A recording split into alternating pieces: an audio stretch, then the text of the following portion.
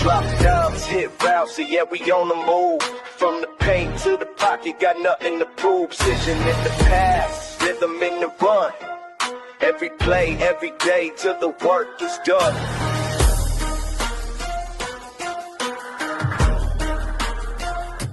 Yeah. Step on the field, I'm reading the D. Eyes wide open, ain't fooling me. Pump fake, sidestep. I'm breaking the press from baseline to sideline. I'm bringing my best. Snap back, quick glance. I'm calling the play. Hoop dreams and touchdowns. I'm making my way. No look behind the back. Fred in the scene. Every angle, every shout. I'm chasing a dream. Drop times, hit routes in the deep, no doubt. From the field to the hardwood, hear the crowd shout. Pass it, dish it, through traffic. We find. What's up, everybody? Appreciate you for tuning in to Passion and Precision. We are back with another fun episode. Hopefully you are enjoying yourself, enjoying your day, and hopefully you'll enjoy your weekend. But thankful that you're going to spend some time with us. We've got a lot to go through. We're going to talk about some NBA drama, as well as Jory and I are going to deep dive into a certain superstar's career and really break down where it all went wrong and why it's continued to go wrong.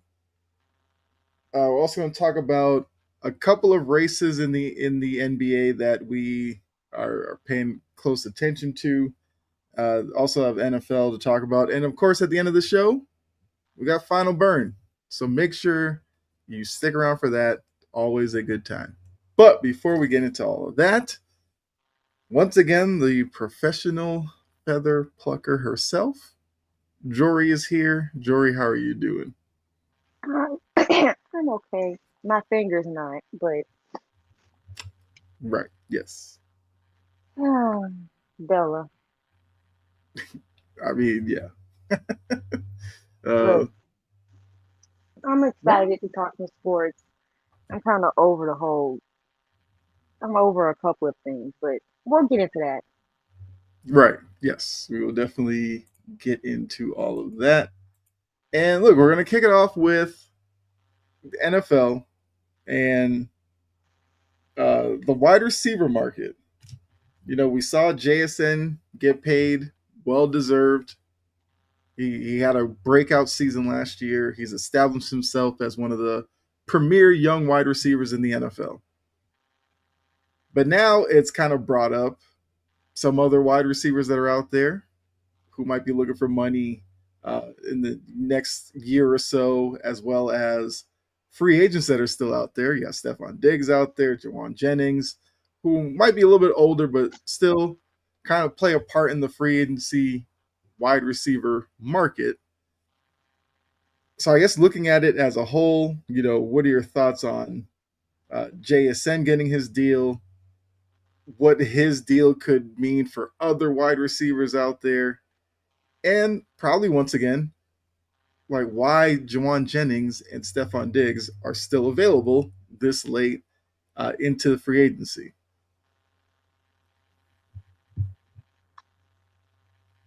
And those two, Stephon, he got some legal trouble, so that's the only reason to speak to him. Yeah. Jennings, I'm not sure. I'm really not sure about Jennings. Yeah. He seems like he'd be a good fit. You know, young wide receiver core. He's a guy who would come in and be productive. And look, maybe he's just waiting out his opportunity, we'll say. Mm-hmm. You better hurry up. Because in a minute, they're going to start drafting receivers. And once they start doing that, yeah, who knows? But it's, I think Pickens signed his tag, but I think next year he's going to want that type of money. Mm-hmm. A couple of other, I think, with JSN getting paid what getting paid now, it just puts the wide receiver position definitely on a bigger map. Mm-hmm. And now it's more of a luxury. to have a decent wide receiver. Mm-hmm. Hopefully, it means that you actually develop your receivers instead of giving up on them.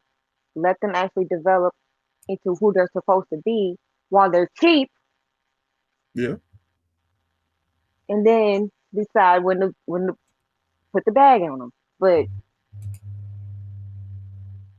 hmm, and I'm gonna talk about that biting ass Ram Puka later. But his Yeah. contract due soon too. Okay. He is gonna break the market, and he don't need to. Baby Shark, what the hell?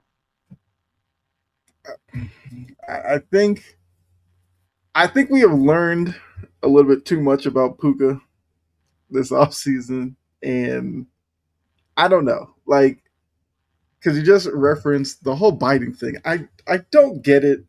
At first, I read it. It was like, oh, Puka bites woman. I was like, okay, that's weird enough.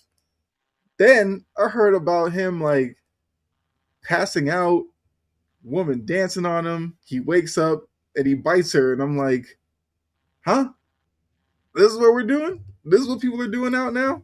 Like, look, Puka's just a different guy. We'll just have to file it under that. But yeah. What did they do to him at BYU? Well, I mean, BYU, I guess he got out of that, you know, Mormon environment. Not saying necessarily that's what all BYU, but like he got out of that and he didn't know what to do with himself. He out here just acting crazy.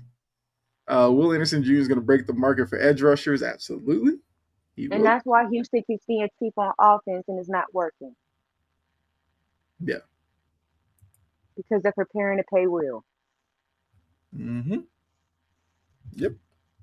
Which I mean, look, even for Houston, it's you would like to think your quarterback in CJ Stroud would kind of get that side of the ball together to offset what they're trying to do defensively.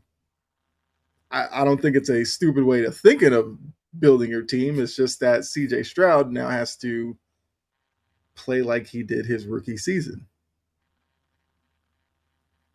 Also, Tank Dell needs to stay healthy and needed to stay healthy. Nico Collins needed to stay healthy. Like they need to find a running back. That's for some reason been difficult for them to do. So the offensive line, they keep just swapping out people and then wondering why it doesn't work. I don't know. Keep the same group together for more than a year. You never know. Crazier things have happened. Houston's GM isn't really good at finding O linemen. He's had multiple drafts to do so. I mean, that's a fair assessment. Either that or he's just really jumpy and just acts on a whim. I don't know. I'm sure Jury's not losing any sleep over Houston's dysfunction. So Mm-mm, I'm not. As much crying as they've done this off season, I could give a rat's ass about the function or dysfunction of the Houston Texans. right, They've done exactly. enough crying over the color blue than I've done crying over anybody that's died.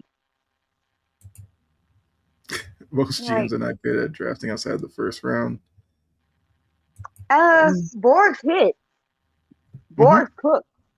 He cooked. I'm I mean, sorry. look, drafting is obviously a big part of the process.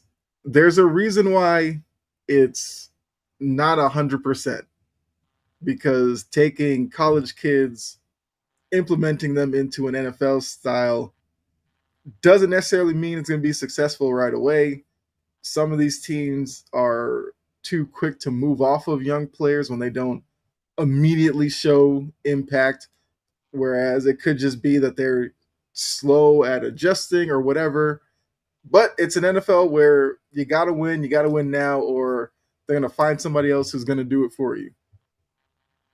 So there's a lot that goes into it. And, that's what makes, I guess, being good at the draft such a remarkable feat. If you can, scour through the millions of prospects that are out there and consistently hit on good ones, like you're definitely doing something that a lot of teams can't. Plus, you Both also don't know what Alec, it, you also don't know what college kids are going to do once you put big money in their hands as well. both Alec and Tamira DK were left. Mm-hmm.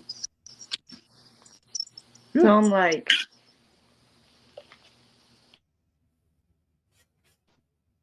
my GM is a good GM. Right. I mean, it's easy to kind of point out the good ones as opposed to the bad ones. I mean, we talk about all the time the Bengals and their their constant needs that they just don't seem to fill. That's obviously a front office that we look at and criticize a lot more than the Eagles or whoever That's a front who seem office to that kind don't know how to find offensive line talent, of. Mm-hmm. or Yeah, they have a knack for defensive talent. They just don't keep them. yeah, yeah. I mean, it's look if it were, I guess if it were easy to run a team, everybody's team would be good at it, and the whole league would be 500, and it'd be whatever. Some of these ownership groups, their focus is on different things outside of necessarily the product on the field. If they could fill a stadium and they go 0-17, some ownership groups could care less. Haslam. There you go. I like Detroit's GM. Yeah. Which I mean, Detroit's kind of not come under scrutiny necessarily, but there's been a lot of focus on Detroit with so many pieces that they've lost recent years, and not that they're on the downturn or anything like that, but they they've had to do some kind of correcting. But I guess getting Now, back to, oh, go ahead. because I wanted to point out a couple of things. Yep.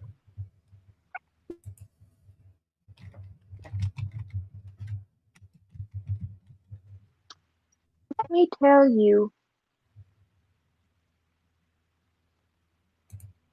yes, there's a couple of teams. There's one team who has done nothing during Okay. free agency. Mm-hmm. There's a team that's done next to nothing Okay. during free agency so far. Mm-hmm. Hold on. Actually, there's two teams that's done next to nothing in the same division. Mm-hmm.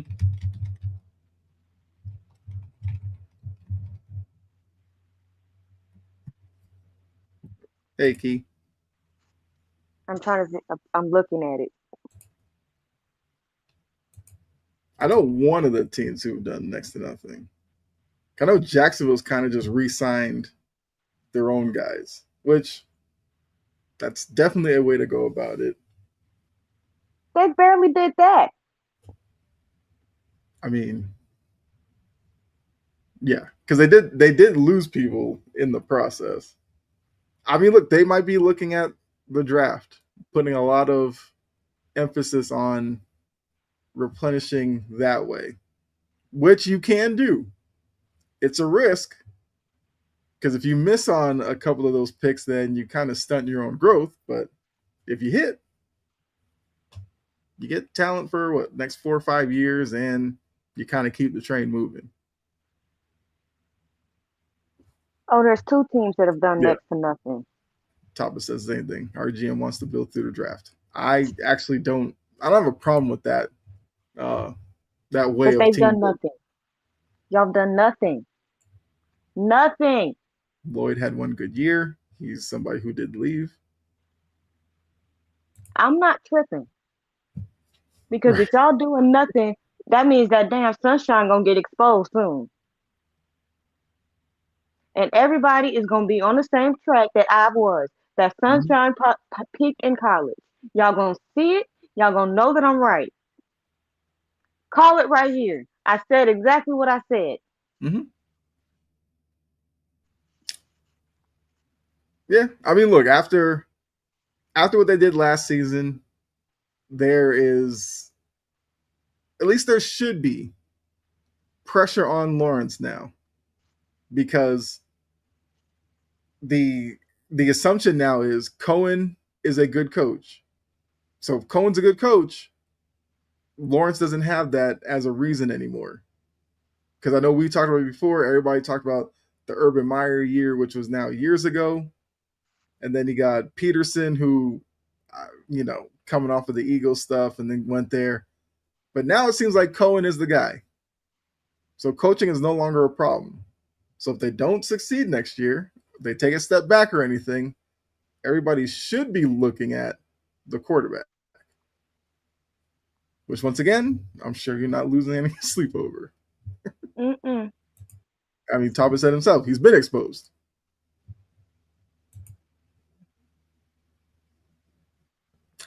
One Yeah. team that's done nothing in Jacksonville, and three teams that have done next to nothing.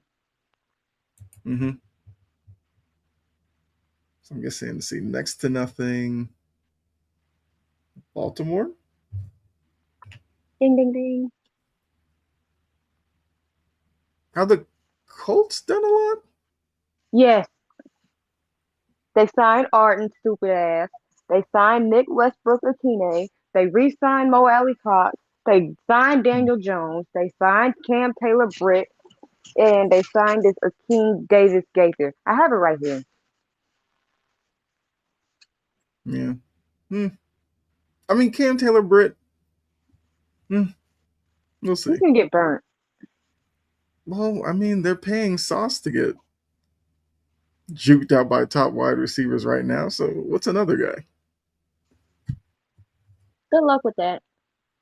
Newsom got burnt every game. Wingard was a special team player, not sweating those losses either. Which, I mean, look, as you said, Top, if your GM is going to build through the draft, then you have to be kind of okay letting go guys to keep the talent coming through. They gave Pierce all that money. Yeah. And we'll see. We'll see if that pays off. They clearly chose Alec Pierce over Michael Pittman. I'm a Michael Pittman guy, but we'll see if Pierce is the better wide receiver in that system. Who 51 million? Who? I think it's talking about the Jags were 51 million and had 51 million in dead cap. Oh, not that's not my problem. I got $91 million. I got $63 million in cap space. That is not my problem. Thanks to Trent Baalke. Yeah. And I hope y'all never solve it. I mean, look, Respectfully. I'm assuming they're not the Saints. They will figure it out. It's crazy that Baalke was also the guy who kept candidates from interviewing there. And to think if they had just said "Hey, Baalke, here's your walking papers," who could have been coaching Jacksonville at this point?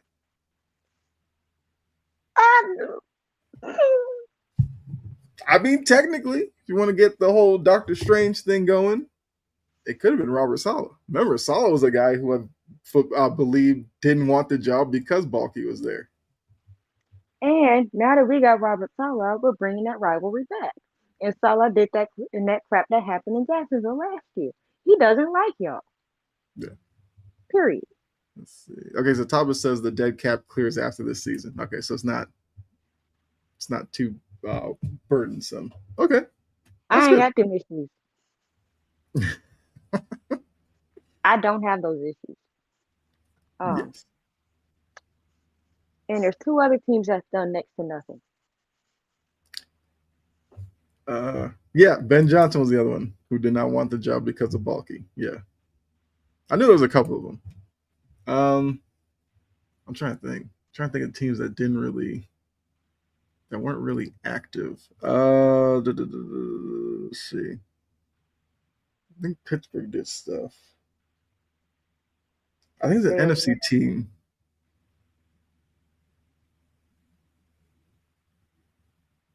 Did the Cowboys do a lot? No. Okay, that's what I was trying to think. 'Cause I remember, Jerry was talking about we're gonna spend, and then the off season came and it was like they did like one or two things, if that. They franchised Pat Pickens and they restructured Rashawn Gary. Yeah. Hey, look, we all know the Cowboys' biggest issue is the man running the show. But the man running the show isn't going to fire himself. So, this is what you get. Talks a big game.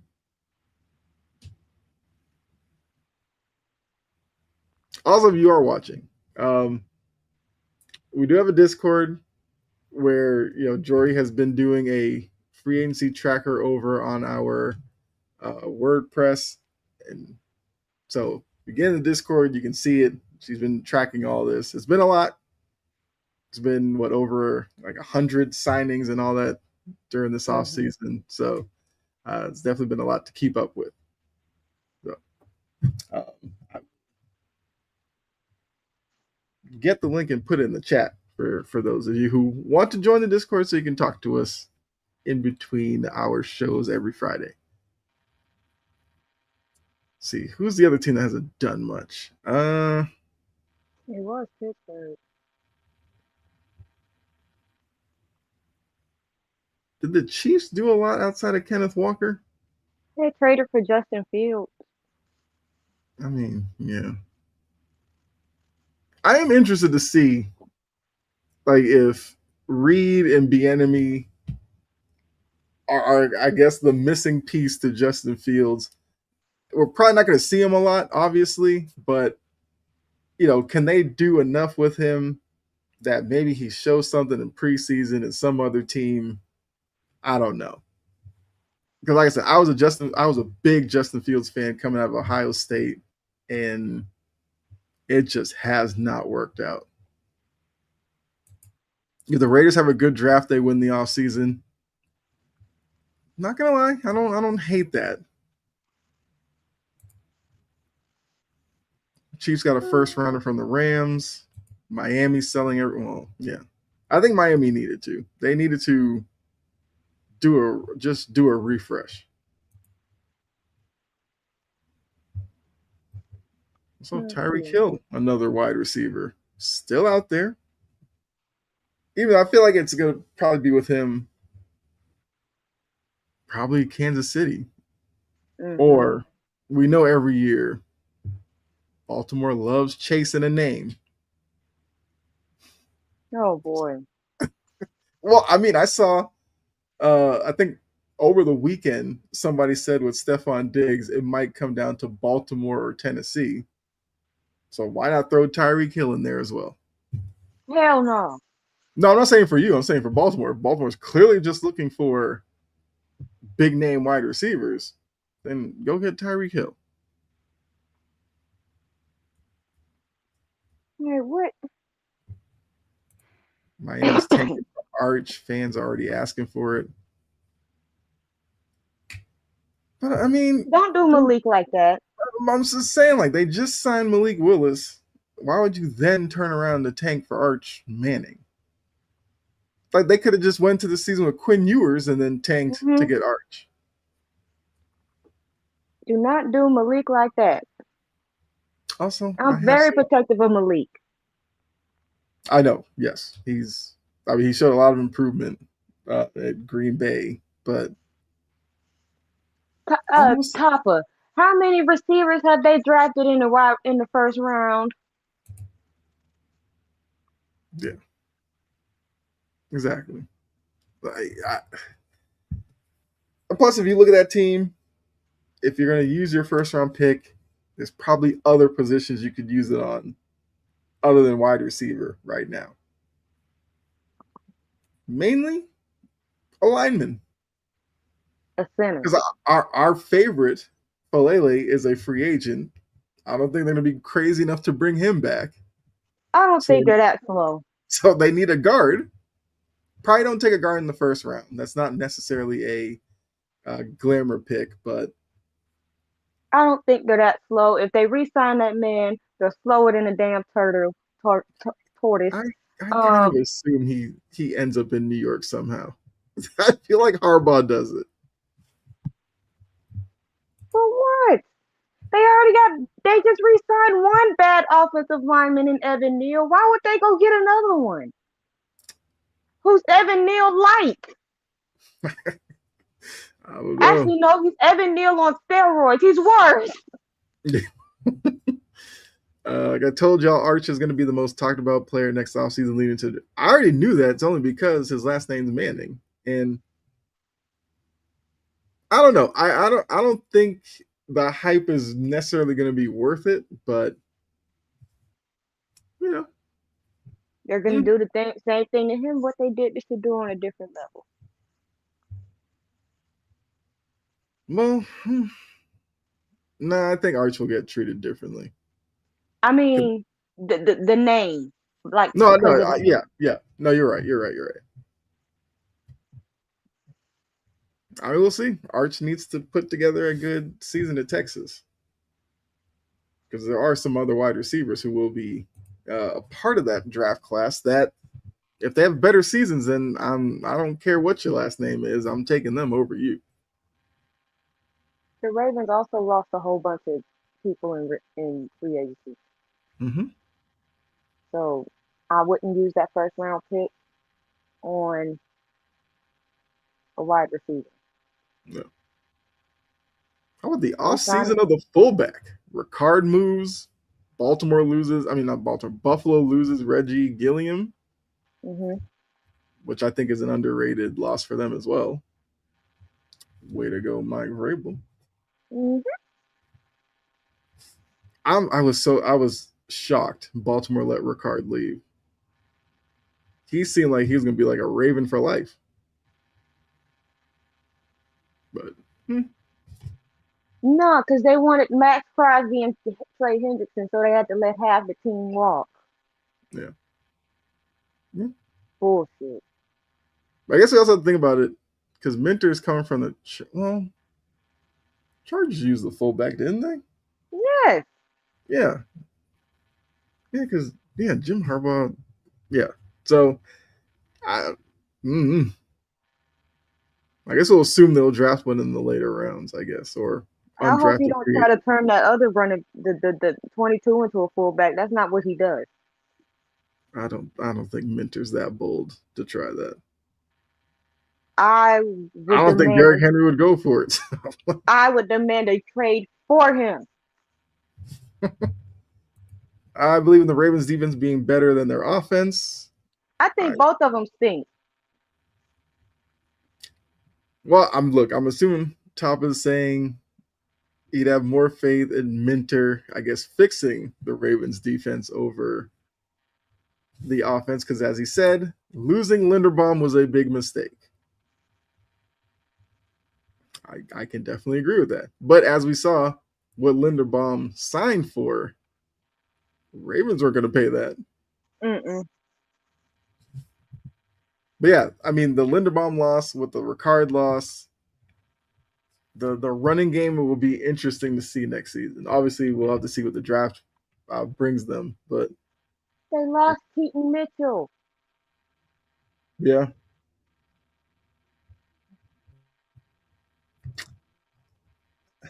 I mean, losing running backs, there's so much of them in the draft that I don't think it's necessarily that big of a deal. Especially with Mitchell, he was the third running back because we know Justice Hill is the secondary guy. No, it absolutely was, but Raiders had the money to do it. So Hmm. I will give the Raiders credit for doing that because the Raiders' offensive line has been a mess. They basically like threw in extra money for Linderbaum to kind of be the centerpiece to hopefully a much improved offensive line. They used a high And draft pick on Genty, and they need to be able to create running lanes for him. Raiders better win at well, least 7 games. another big one that's gonna hurt is likely. Mm-hmm.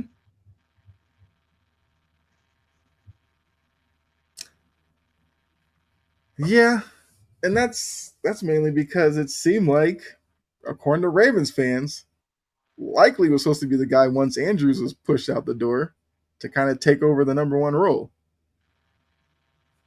Well, you don't have him anymore. What if Harbaugh did that on purpose? Push the front office to sign him, knowing that he was probably going to end up leaving soon, and then take Likely with him.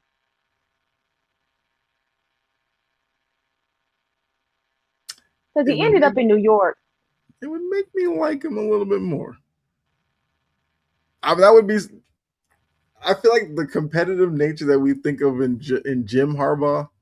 If John pulled strings like that, I might have to give him credit for that. I don't think it worked out that way. I think he just lucked in to obviously a good relationship with Likely. That Likely was willing to go to New York because Likely had other suitors, but he went to New York to join his former coach. And we'll see if Jackson Dart has as much, probably has more success, I guess, with him than Lamar did. Which some of that Yeah, was, likely injuries and stuff like that. But I believe Likely's highest catch season wasn't it only like 35, 40 catches or something. he wasn't utilized. Well, I mean, yes, because their offense was definitely run centric, Lamar scrambling centric, and Mark Andrews centric. Whereas in New York, yeah, Likely goes in there. Jackson Dart's probably going to target him maybe second or third most after obviously Neighbors when he gets back. Yeah, Likely factors in a big way into that secondary receiving market. Hmm. But also Ricard going there, I think Dart's gonna love that. I think Scatterboo's gonna like that. Look, New York, depending on how that division kind of shakes out, because we just talked about the Cowboys didn't necessarily improve themselves greatly.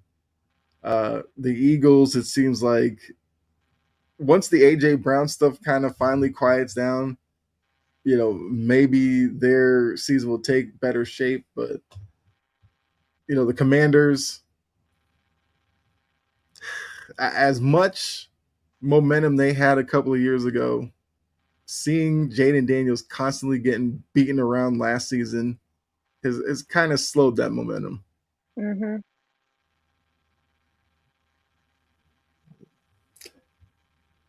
All right, let's go. Let's get into the NBA, where we have an MVP race that is definitely playing out. And Eagles fixed their problem on defense, cornerback 2. Oh, yes. But even last season, the Eagles were a talented team on paper, but it just seemed like the A.J. Brown stuff and Patullo as an OC really kind of overshadowed it.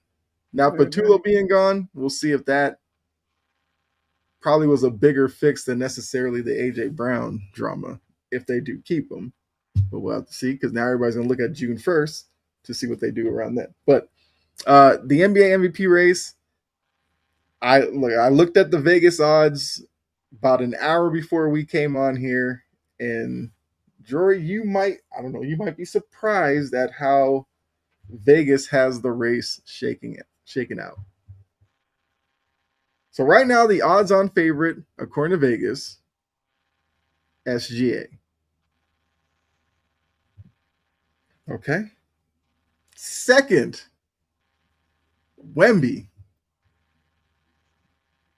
Third, Luka. Fourth, Jokic, and it said Jokic's number is based off his eligibility because he has like a game or two he can miss before he misses the 65 game mark. Jaylen Brown has fallen to fifth to Vegas. And number 6, because Cade Cunningham has a collapsed lung, is now Jalen Brunson. I saw that list, almost threw my phone through the wall. That list is some bullshit. Because I'm what gonna more let does you Jalen react Brown to it have to first. do? What more does Jalen Brown need to do? You are preaching to the choir right now. What more does he need to do? This is coming from a Laker fan. What the Mhm. hell else does he need to do? Go kiss Jesus' left toe? What is going on here? Papa, they have one, and they're disrespecting him. He's Mhm. carried this damn Boston team all freaking season. All season. Yep. What more does Jalen Brown need to do?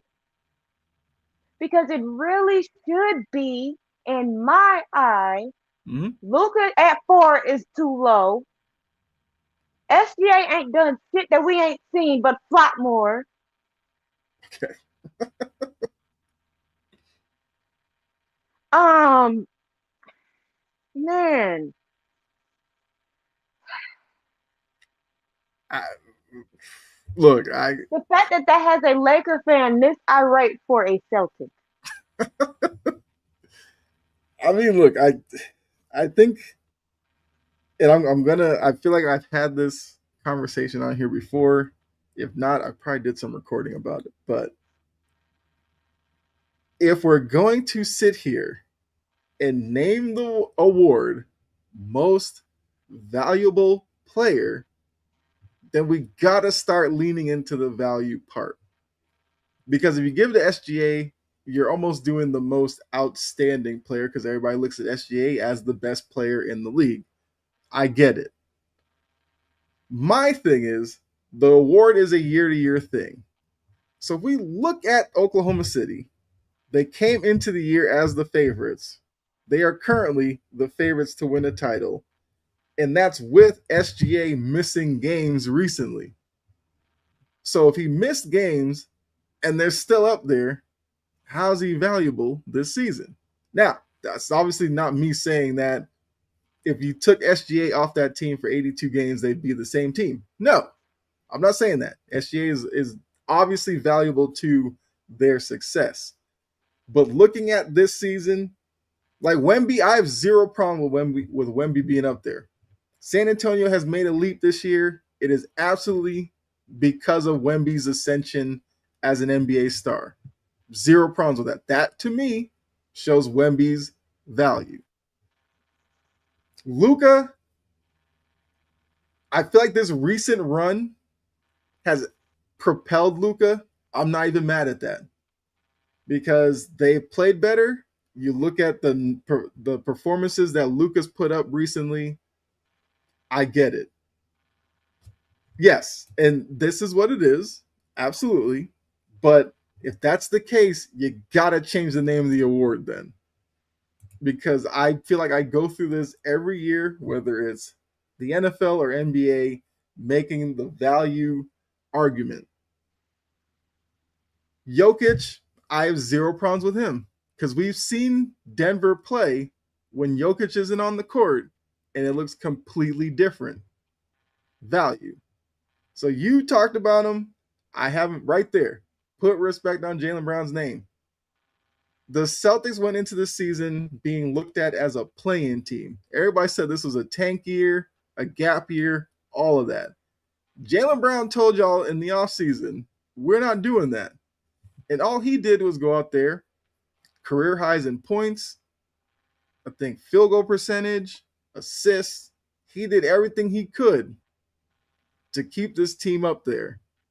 And it almost seems like the minute Tatum came back, Vegas dropped him in their odds for some reason, which I think is Horseshit. ridiculous. Yes, I think it's ridiculous that it almost seems like that's what's going on. Um, hold on. I just saw this one. Always been a fan of Jalen Brown. In my opinion, he's better than Tatum. I see that conversation on TikTok like every other day. I leave the same comment under every video. It's a league of duos. Why do we need to decide who's better? They, as a duo, are one of the best, if not the best, in the league. But I understand it. Jalen Brown is a dog. Tatum could never. I don't know. A Let guy. me pull up Jalen Brown's numbers this year. Yeah. But even with this comment, it's like Tatum literally spent 300 days rehabbing an Achilles to fight to come back this season to help the team. That's got to be some type of dog in you. I also think the disrespect towards Tatum is wildly overblown as well, and maybe that's and I know Jalen Brown also because he's one of those who's willing to kind of speak for himself and stand up to nonsense. That's probably rubbed some people the wrong way. I honestly don't care. I love that about Jalen Brown to the point that I watch this man on TikTok and he kind of takes those conversations there. The other night, he did a whole film breakdown on Lou Dort and kind of how he guards him and all this kind of stuff. I found it interesting, but uh, I'll let you go ahead with the Jalen Brown numbers.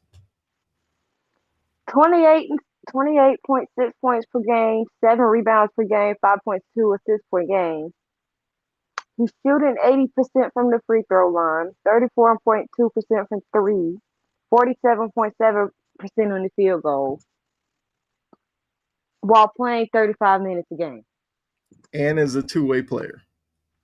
And yes, and is defending the best player. He has. I mean, he did it in the finals against Luka. He told Missoula, "I'm guarding him," and he was Luka's worst nightmare. I mean, I get it. You know, Celtics have a lot of on-ball defenders, but Jalen Brown in clutch situations, you will always see him on the best player. He loves that challenge. Also, Brunson being after him, I don't need to justify that one. I'm not respecting like that's crazy too, but it is what that's it is. That's a sympathy thing. I'm not respecting that bullshit with Jalen Brunson. The Knicks are primed for a first round exit. They cannot close games.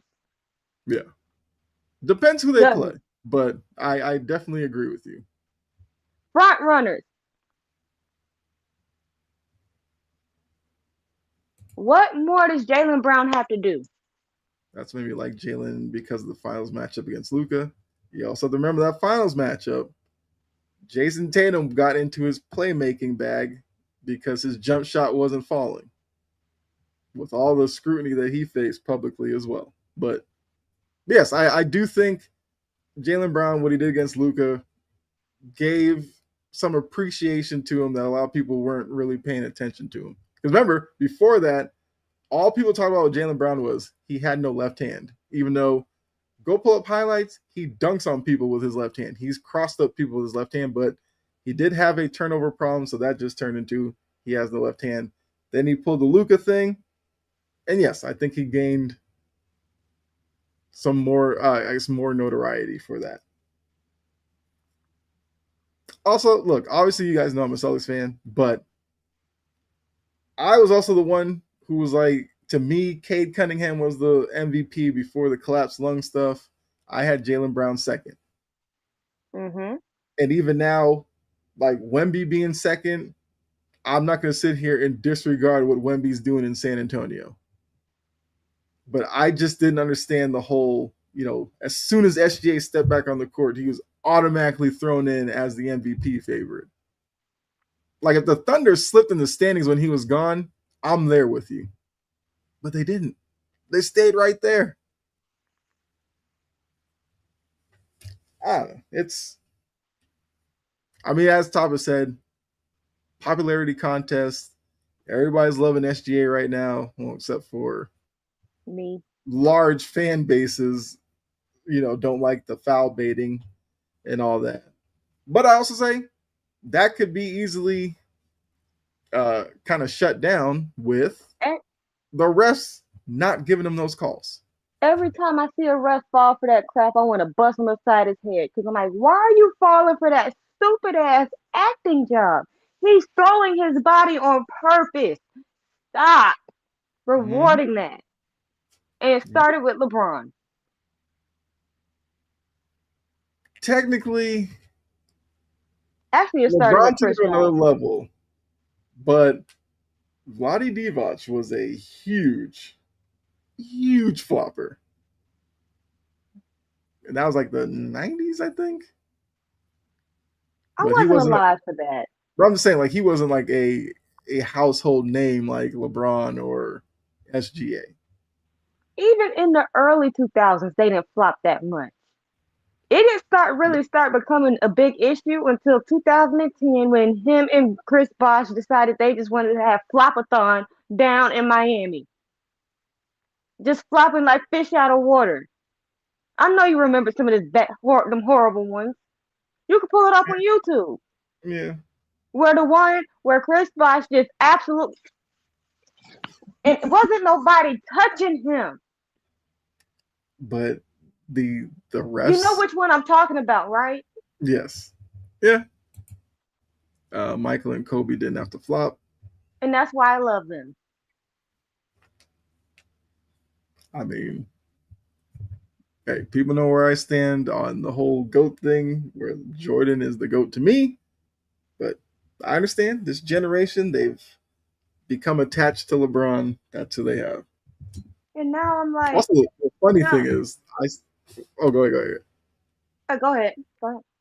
No, I was gonna say that I saw a funny video. Well, not funny, but video the other day where they kind of contrasted Jordan and LeBron over the GOAT debate, and Jordan was like, "I don't get into it because I can't necessarily call myself the GOAT because the eras before me and all this kind of stuff." And they cut to LeBron when they had the comeback against the Warriors, and he had that interview, and he was like, "That's when I knew I was the greatest of all time." And it was just like, yeah, that's why people can't stand you, LeBron. Okay, there it is.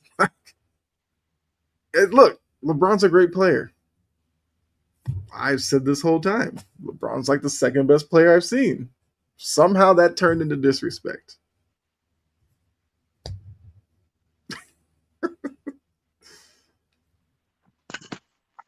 I mean, sure, you gotta cherish these years of the GOAT wearing your uniform.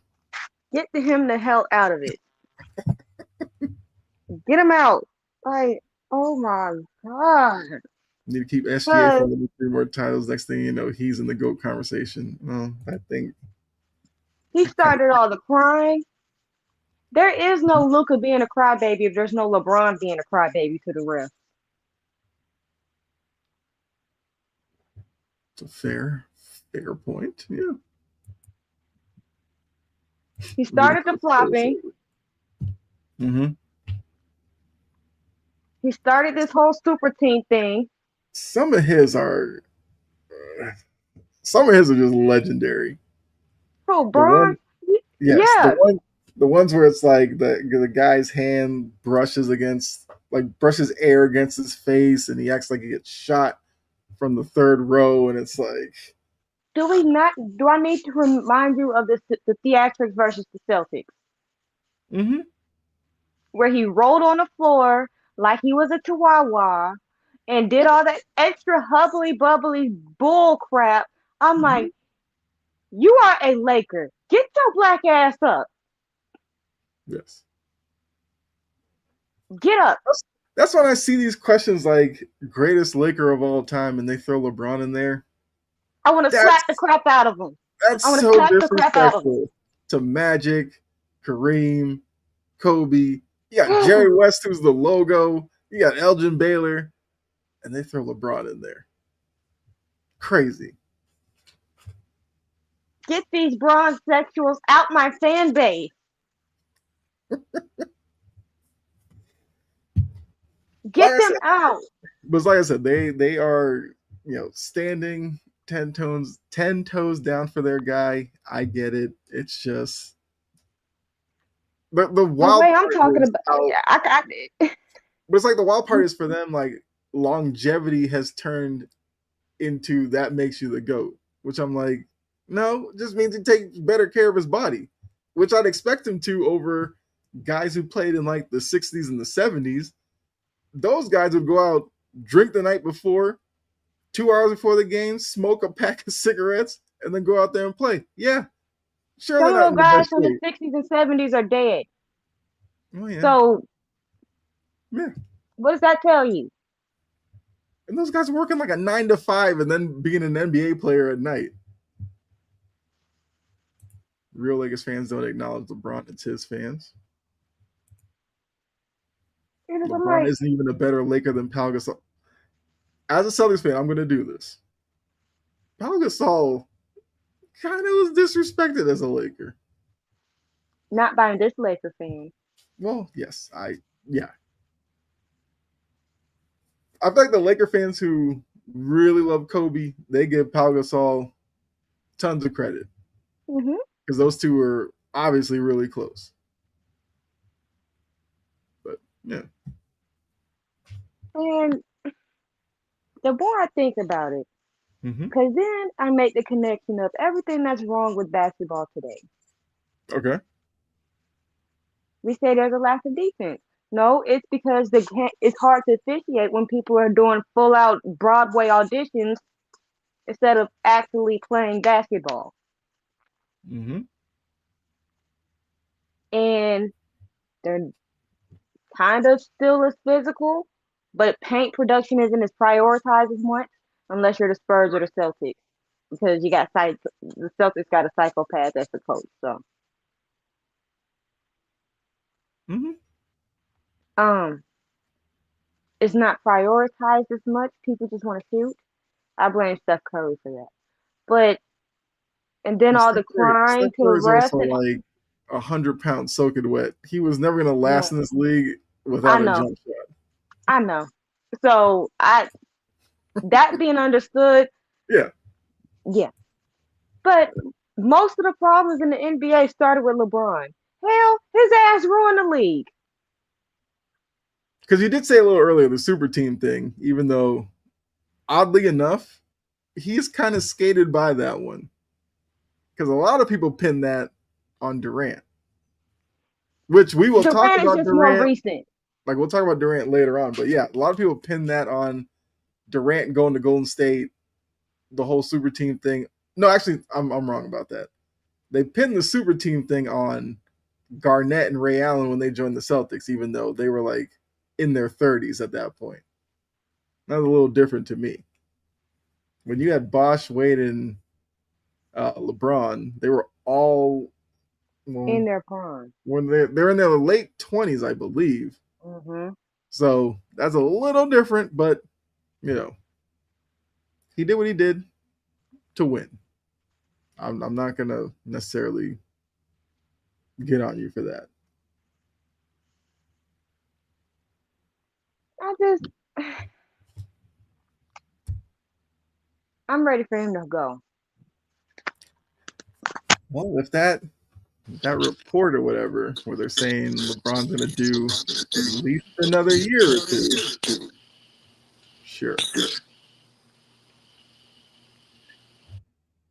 If Ray Allen or Reggie Miller played in this era, Curry would have never surpassed them in 3 pointers made. I can agree with that. People forget Ray Allen early in his career was a slasher and finish at the rim kind of guy. It was as he got uh, older, he kind of drifted more to the perimeter. Yeah, because when I remember Ray Allen, he was a sniper. So Mm-hmm. corner threes, bam. Yeah, Momentum but change threes, bam. UConn and Bucks Ray Allen was break you down off the dribble and finish at the rim with some threes thrown in. Okay. I guess that's the MVP race. Coach of the year. I looked at Vegas once again. The favorite for coach of the year, JB Bickerstaff of the Pistons. Missoula second. Mitch Johnson, the Spurs coach, is third. Charles Lee from the Hornets is fourth. Jordan Ott from the Suns. To be honest with you, I didn't even know that was his name, but Jordan Ott from the Suns is fifth. Quinn Snyder of the Hawks, sixth. What are your thoughts on that? Fuck is JJ? Excuse my language. Where is JJ? Um, I feel like the perception with JJ is probably why he's not on there. I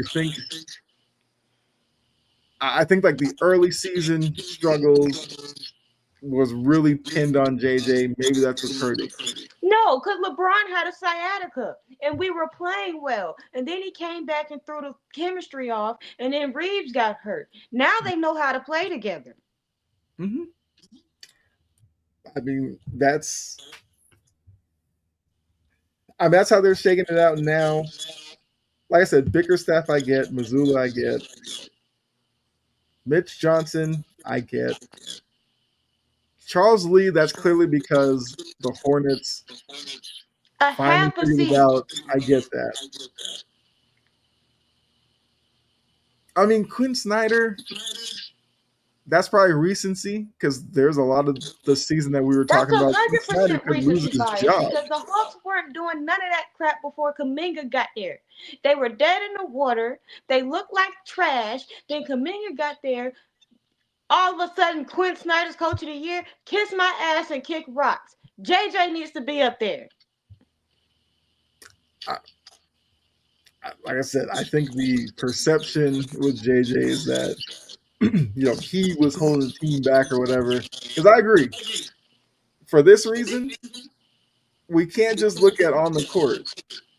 JJ's had to manage LeBron and And everything that comes Aiton's with that, soft ass talking. and Rich Paul. He's had to navigate all that noise around him, and they're third in the West. How is that not coach of the year resume? What the hell? I'm assuming they're giving that credit somewhere else. I don't know. Who did they think they did it? Look, I agree with you. I would All of have. the MVP finalists, most of the MVP candidates they have on there, their coach of the year, their coach is also coach of the year finalist. Mm-hmm. Luka, What's up, Sergeant? Luka is a willing defender. Do Uh-huh. you think he just woke up and did that overnight? Hell no. Mm-hmm. I mean, look, you turn on the Lakers game, you see JJ on the sidelines. He's coaching. You would think the brand of the Lakers, them being third in the West, that would be good enough to have them in at least the top 5 according to Vegas. Apparently not. Like I said, Bickerstaff, completely understand with Detroit, get it. Missoula, I'm definitely on board with that.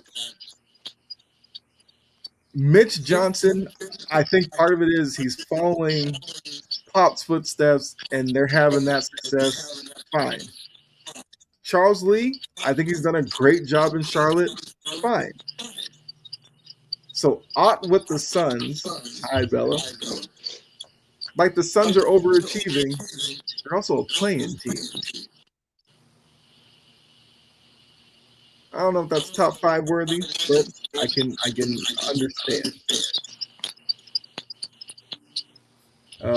Yeah, most people thought the Suns were going to be horrible this year. They're at least pushing for a top 6 seed. Give them credit for that. But like I said, Quinn Snyder was a guy some people thought could have lost his job, mainly because of Trae Young. But they moved off of Trae Young, and now he's top 6 in Coach of the Year. I'd like to think. I only looked at their top 6. I would assume JJ would probably be the 7th guy. If they named more than that, I don't know. I could probably let me see. I could probably find it again. Because I don't know where else you would go after those 6 before you got to JJ anyway.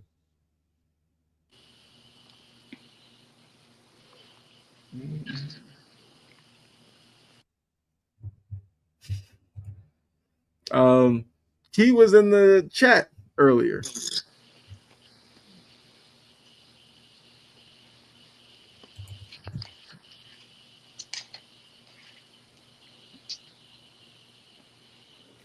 Let's see here. Oh, here we go. Oh, no, they only listed that. Their list doesn't go any further than that. Okay. But it seems like the overwhelming favorites are Bickerstaff and Missoula. There was a bit of a drop off to Mitch Johnson, then a drop off to Charles Lee, and then a slight drop off to Ott and Snyder.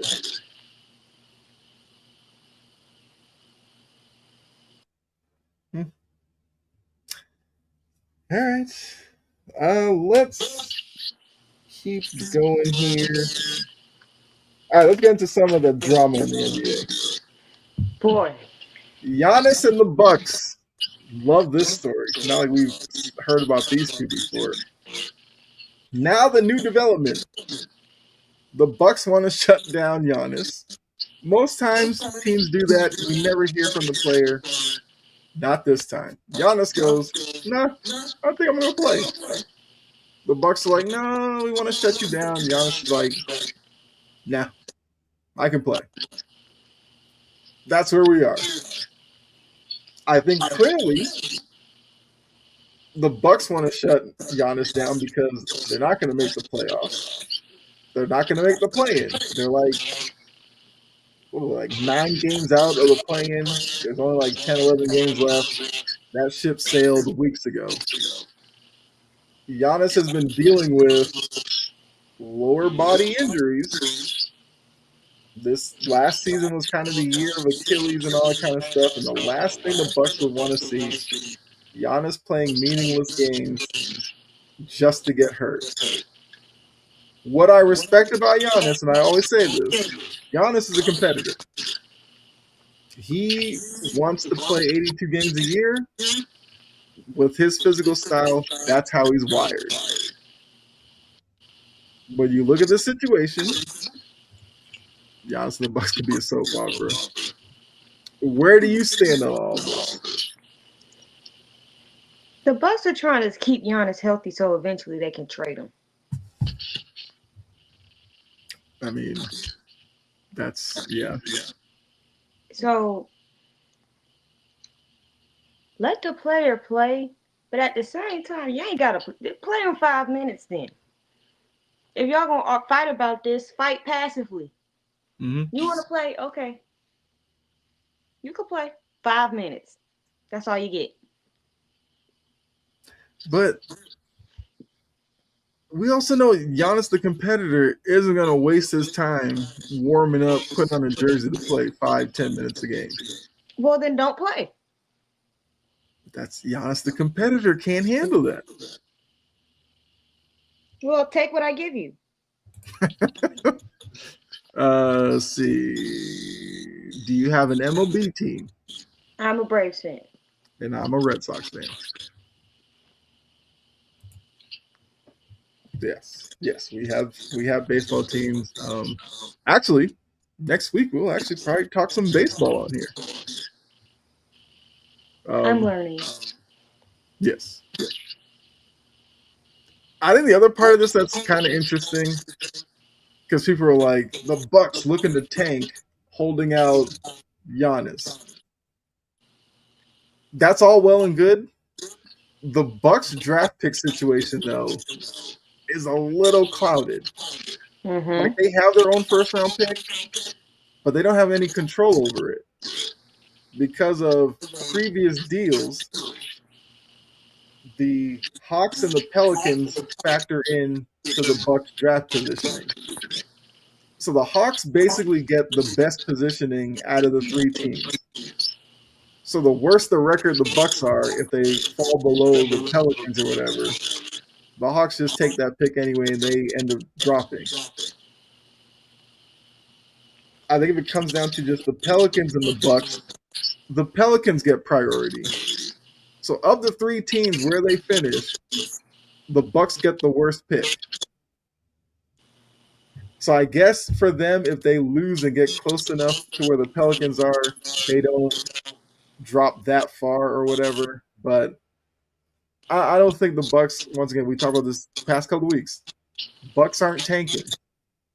They were a very flawed roster that lost their best player for a large stretch of the season. Mm-hmm. That's not tanking to me. That's just a bad season. With a coach that obviously probably on the hot seat or whatever, but yeah. Between Giannis and John Morant, never-ending cycle of trade rumors. Well, we saw at the trade deadline. Apparently, nobody wanted John Morant. I And he see was Giannis upset about calling that. me crazy. You are not crazy. The only thing is, Giannis will never probably openly just come out and be like, I want out. I don't know if he's that type of person. Would he be okay with a trade? I feel like he would be okay anywhere because of the competitor that he is. But if I'm the Bucks front office, I have to feel like boo boo the fool to sign a guy's brothers once off season, then trade the guy the next. I think the Bucks front office would love to keep Giannis. That's kind of the reason why I feel like he ends up staying. The only question is, what do they do with the coach? They had Adrian Griffin, who was actually good with the team, booted him out to bring in Doc, and Doc once again not living up to expectations. So if you move off of Doc, is the next coach going to be somebody that Giannis wants? No, How's that going to play out? no, hell no. Don't let him pick another coach because he got one fired. And Yes. he's gonna work on getting another one fired. So in a Yeah. minute, he's gonna be the problem. Do we really want the coach killer mantra? Because LeBron is one of those. How many coaches it happened? He got 3 fired in LA. I also think Giannis is the type that he's not going to care if you call him a coach killer.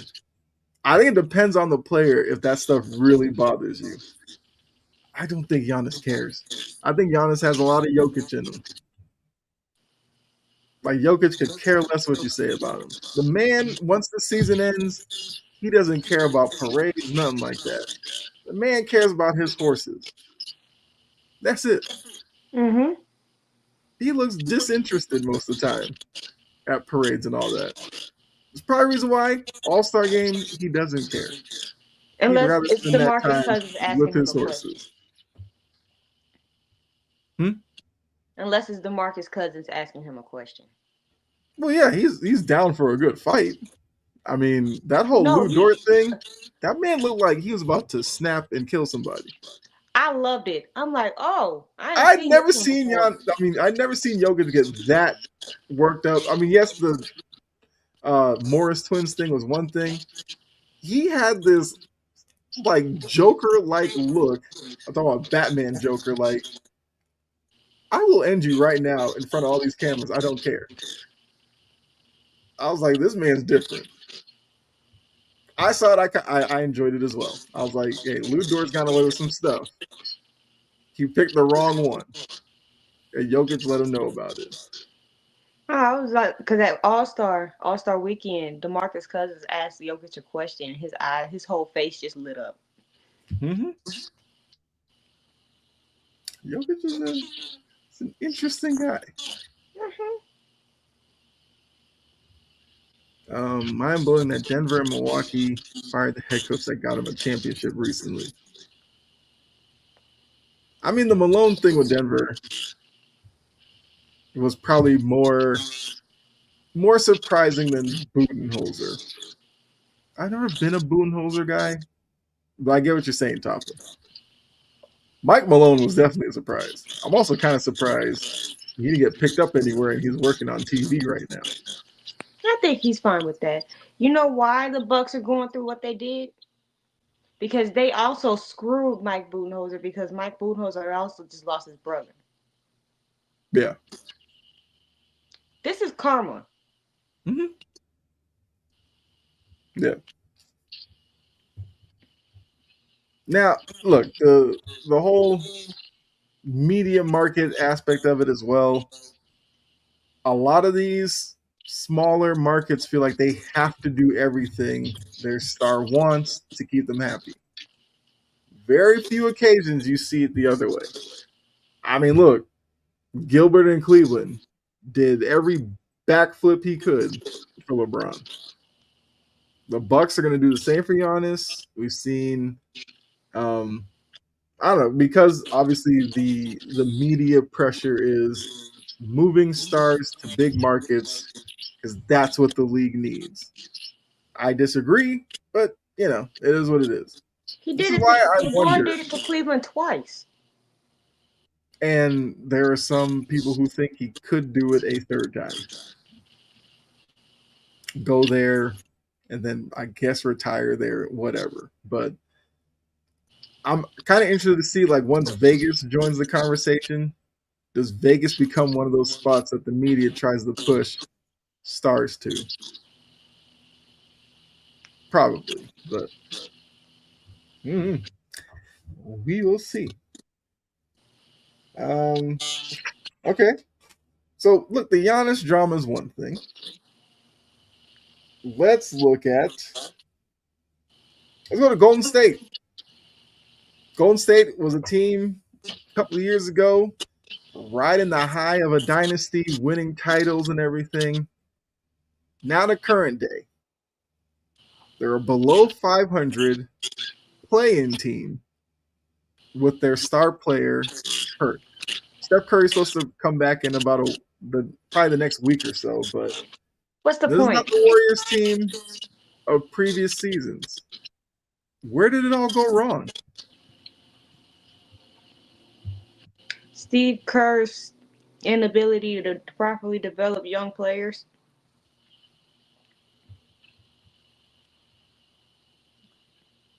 No, Don't top I remind was saying me. LeBron, Cleveland, because Cleveland, small market city. Yes, LA is absolutely a large market, And but don't remind me I do what. see what you're saying that he stripped half the roster. Don't remind me of that. That was also, well, that was desperation Do to not get back remind me to of the that. glory days. Um,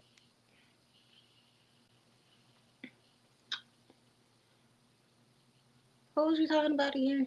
No, sorry. You said Steve Kerr, lack of ability in developing young players is where Golden State went wrong. Mm-hmm. That's a fair point. And y'all should have had Splash Brother Jr. already being developed once Clay started having those injuries.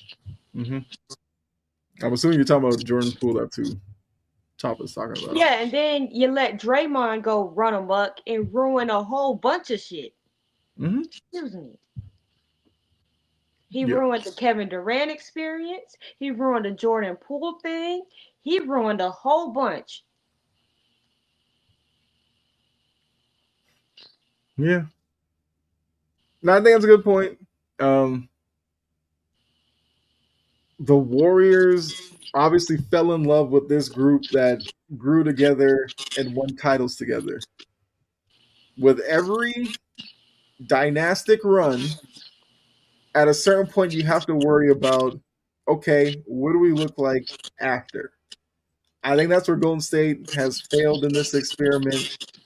They are going to get every ounce they can get out of Steph Curry.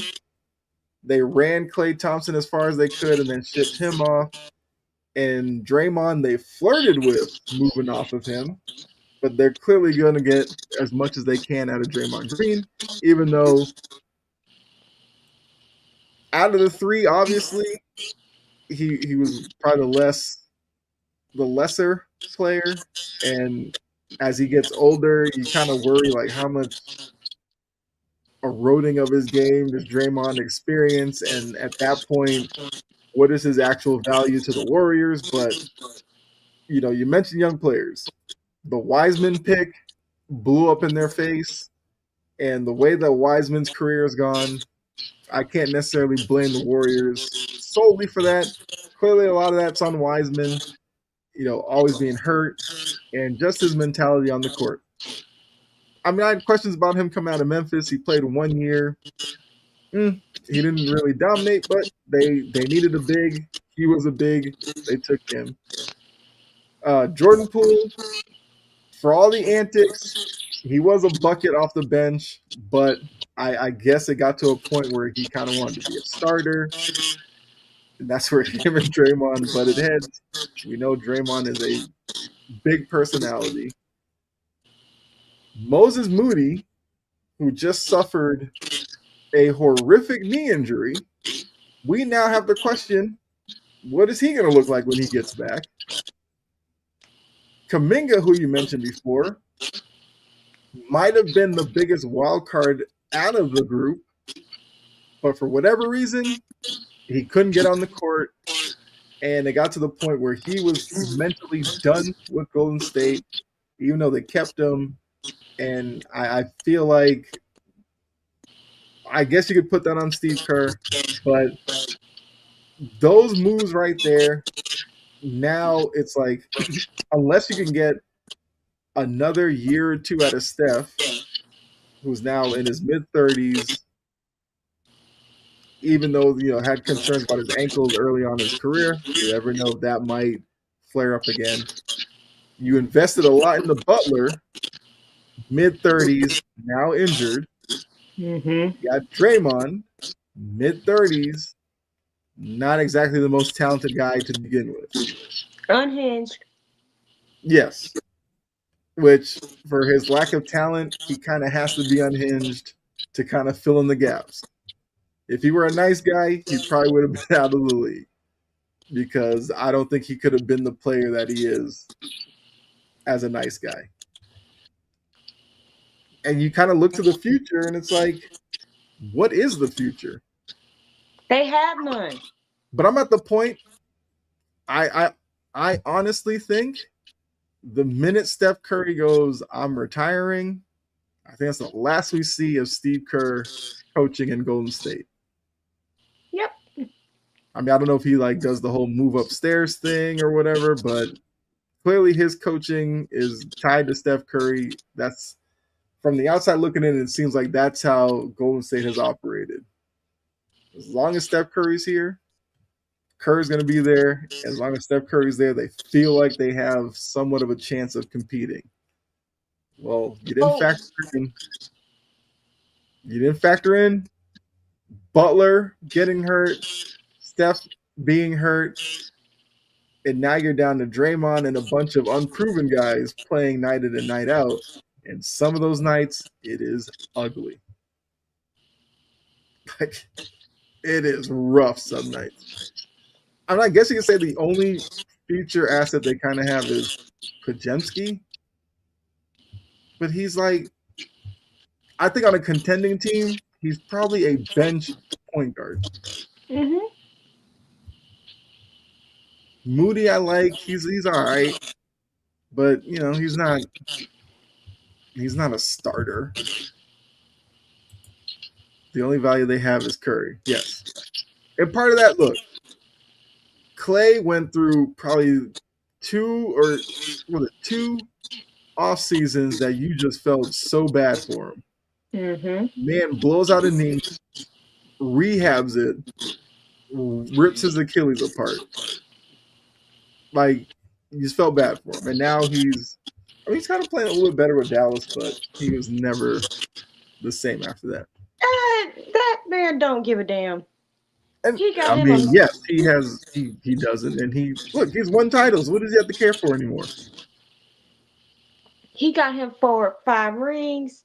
Yeah, 5 rings. Yeah. Megan Thee Stallion, he's fine. That man is fine. Playing in Dallas, Texas, where he can just go out and ball. Clay is fine. It's the fact that they've never really thought about the future, or they failed at doing that. And Steve Kerr, why would they wait until after everybody's gone to then start on the planet for the future when they can already have this type of thing already in motion or being developed? Yeah. It doesn't make any sense to me, but they're setting themselves up for as soon as Curry retires, there's going to be some dark days in Golden State. Yes. But Warriors fans, have gone through dark periods because uh, it was like your Tim Hardaway, the Run TMC Warriors, which yes, I know it was before you. That was like 80s. 90s Warriors basketball was not fun. Then you got like the Baron Davis Warriors, the We Believe Warriors, which were like they walked so the Light the Beam Kings could run a couple of years ago. Then after that, there's a mini dark period, and then you got Steph Curry, and now that's kind of where they are. At this point, he's being a mentor to Cooper Flag, which is good. Yeah, yeah, he's in a situation that's fine for him. Um, but yeah, like I actually wrote down all the injuries. Butler's out for the season. Moody's out for the season. Quentin Post is out. He's supposed to be back, I guess, this weekend. Seth Curry, who I think they added at the deadline. I don't even know if he's actually played for them yet. He's out. DeAnthony Melton out. Al Horford out. Steph out. I mean, that's yeah. The fact that they're hovering around 500, kudos to them. Also speaks to probably the bottom of the West. This would probably been a good year to kind of snipe Golden State and keep them out of at least the play-in, but the teams behind them are in worse situations. Mm-hmm. All right. Yeah. I mean, I guess when they hit those dark days, we will see how long that dark period is. I wonder who It's takes coming. the coaching mantle after Steve Kerr. It's coming. Mm-hmm.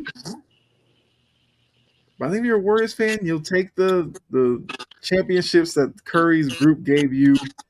If it leads to like 5 years in the dark ages, I think you'll be okay. Now, if it gets to like 10, 15 years, then yeah, you might have a problem with it. But Mm-hmm. as long as it's not prolonged, they'll be okay. I guess transitioning off of yes, Steve Kerr did inherit the team, which this comes up all the time as well. I know there's this groundswell for Mark Jackson. I get it. Look, I don't know if Kerr never takes over. Do they have the same future with Mark Jackson? I don't know. We'll never know. But you do have to give Jackson credit for at least the beginning phase of Curry, Thompson, and Green. Now, maybe Kerr unlocked something that took him to another level. Like I said, we'll never know. Who's taking it all? Okay, so I'm guessing Saijan's asking for an NBA champion pick. We'll get into that next week. Yeah. I do think that, I guess a teaser, I don't know. There are multiple teams that I could see winning it all this year. Like Jory said, we'll get into that later. Well, yeah, because the playoffs start in a couple of weeks. Mm-hmm. Yeah. So then you will get our predictions for all of that. So I guess transitioning off of Golden State, former member of Golden State, Kevin Durant. This is a conversation that Jory and I absolutely wanted to have on here. Because if you kind of chart KD's career, it's kind of fascinating. The players that he's been with, how many stops he's been for a guy that can you guys do a live stream? Live stream of what? I mean, are you talking like a watch along live stream?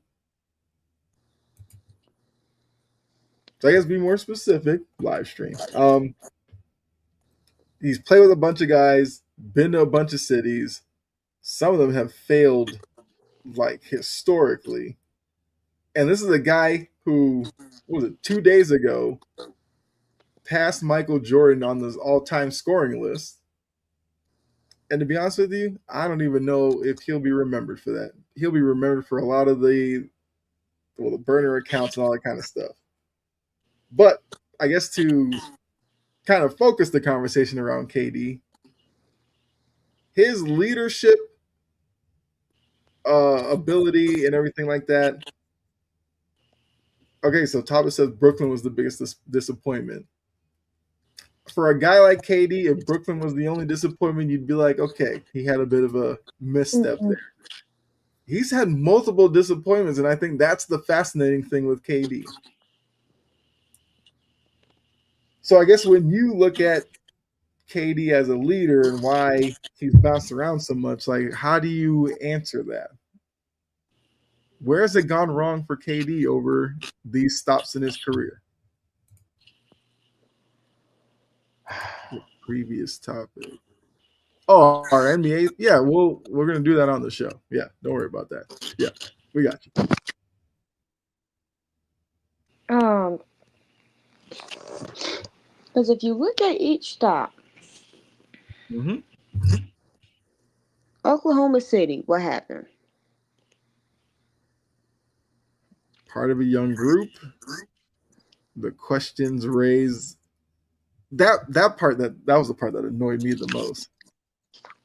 All the questions came up about Russ, and Russ wasn't good enough. Russ was holding Mm-hmm. KD back, and KD made that decision Mm-hmm. to leave. But even then, goes to Golden State. Okay, greener pastures, I guess. What happened there? Draymond. Yep. Well, Draymond hurt his feelings. yes. But remember, there was like Could be that a recurring passing theme tweet, here. like there was a passing tweet or something where it said like KD feels like he'll never be part of the Warriors family or something like that. And I think based on the kind of guy that he's kind of turned into, I kind of believe that's something he probably thought about. That's going to be a theme here. Um, Brooklyn, that was a mess from the start. Now, how much of the Brooklyn situation do you put on KD? Not a lot. I put more blame on that on Kyrie. I agree. That's where I'm at with him too. Harden gets blamed too, somewhat. Somewhat. Yeah, I feel like Harden's frustration was with Kyrie being a part-time player. Mm-hmm. Phoenix. We all know he had problems with Phoenix. Mm-hmm. Yeah, Phoenix. He's supposed to form this super duo with Devin Booker. They got And a then good you what add 2 Bradley years Beal out of that. to it.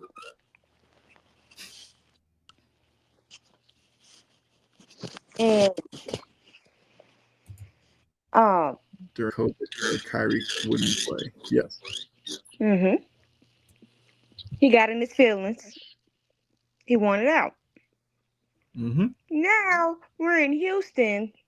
You had this whole burner thing come out, and then after All-Star game, the whole it don't look right. At what point are we going to realize that Kevin Durant is the problem? His insecure ass is the problem. He's the problem. Mm-hmm. It's him. Now, Golden State and Brooklyn are the only two where he can get a pass. Mm-hmm. But Phoenix, Oklahoma City, how this is turning out now, Mm-hmm. it's him. He's the problem. And yes, we can point to basketball issues as well with these teams as well. But Yep. it's time to look past that and to be a little bit deeper. Yep. He's a terrible locker room mate at this point. He's Which he's always terrible. going to He's be one of a those guy. quiet, sneaky, insecure people who ain't gonna say shit to your face, but is Mhm. definitely gonna talk a whole bunch of it behind your back and to people that he knows. Yep.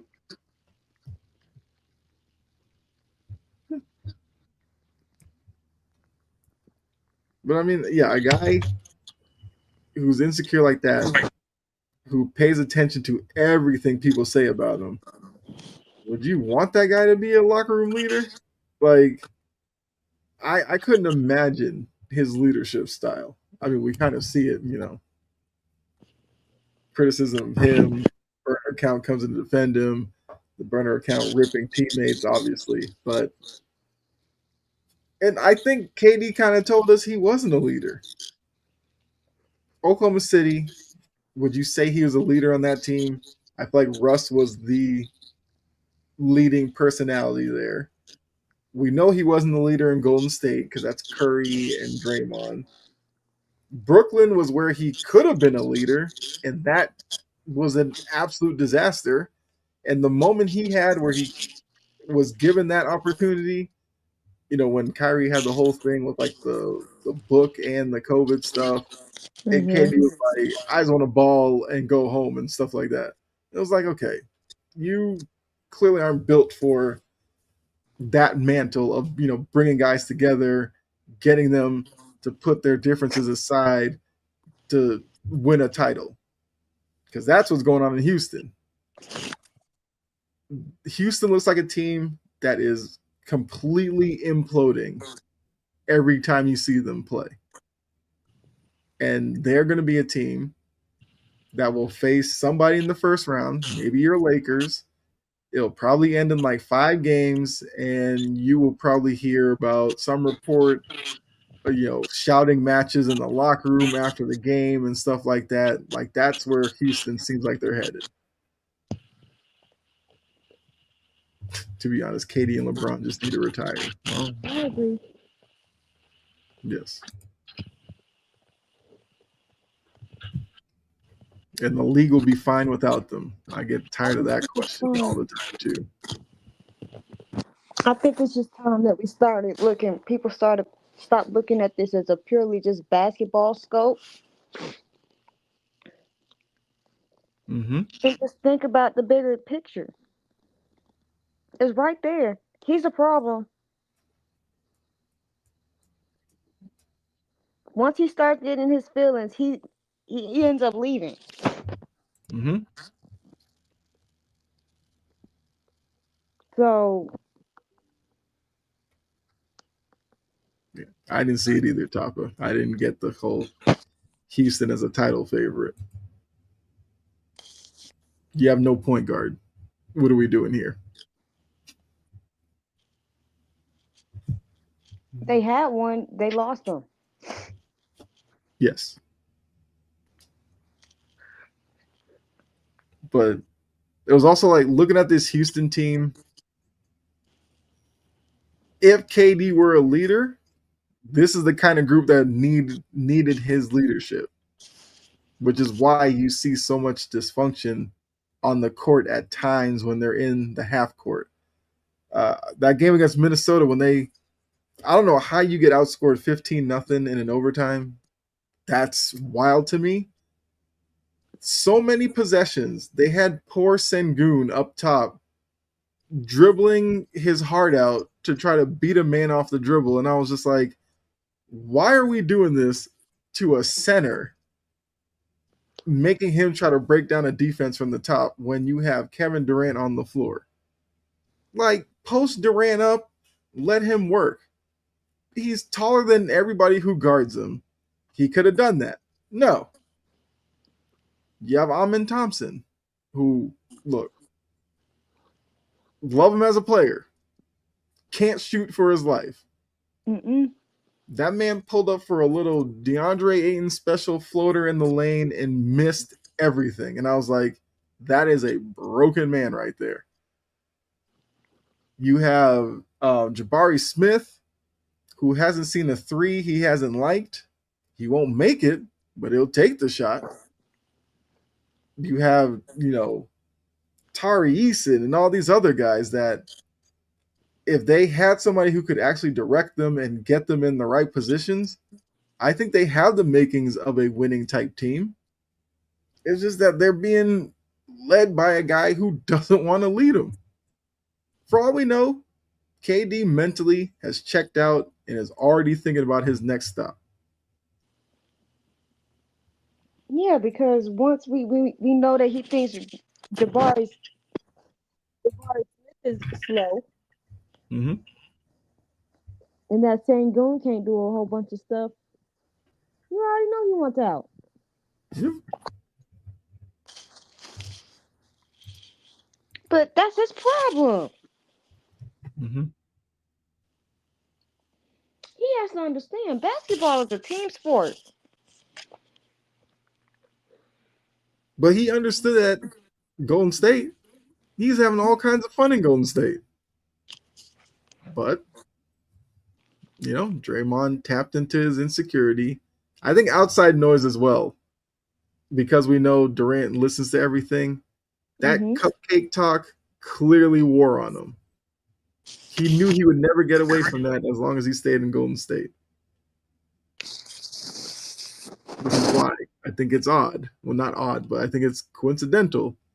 He picked Brooklyn of all places and brought in James Harden with him, a guy who hadn't won anything at all. If Brooklyn had figured it out and won a title, they would have given Durant so much credit for, giving Harden his title and with Kyrie, who was a guy who's also seen as not necessarily leadership quality because he played under uh, LeBron in Cleveland. He left there because he got tired of it. He had his opportunity in Boston to be a leader, and he fumbled that laughably. Mm-hmm. So, he's. I mean, Kyrie has some of his own issues like KD, but Kyrie is, I guess, more likable. No, You said no? not to me because once I found out he was a flat earther, I'm like, oh yeah, you stupid. You a special type of stupid. You one of them people that think that they smarter than everybody else, and they not. No, I definitely get that. But at least Kyrie doesn't have the burner thing. The burner thing is what a lot of people they just can't connect with KD when it comes to that. I'm one of those. It's like I would love to sit there and make the kind of money that KD has and need burner accounts to defend myself online against people who don't play in the league or anything like that. I wouldn't waste my time. But KD, he got time for it. He also doesn't shower. He's musty, and he doesn't like brushing his hair. Well, I mean that part. I And still he's understand. assy. I still understand how you just give out that information with a straight face and act like it's a normal thing. Now the lotioning thing, he did get a lotion deal out of it. Maybe he's a I bet he marketing don't even genius. use that damn lotion. Well, they got him using it in the commercial. We're all supposed to believe he uses it now. I know. No. Because he Well, if still I'm a walking around with his representative head looking at like, that company, I call him before every game and I say, I see an ounce of ash on your skin. We taking that money away from you. No deal, nothing.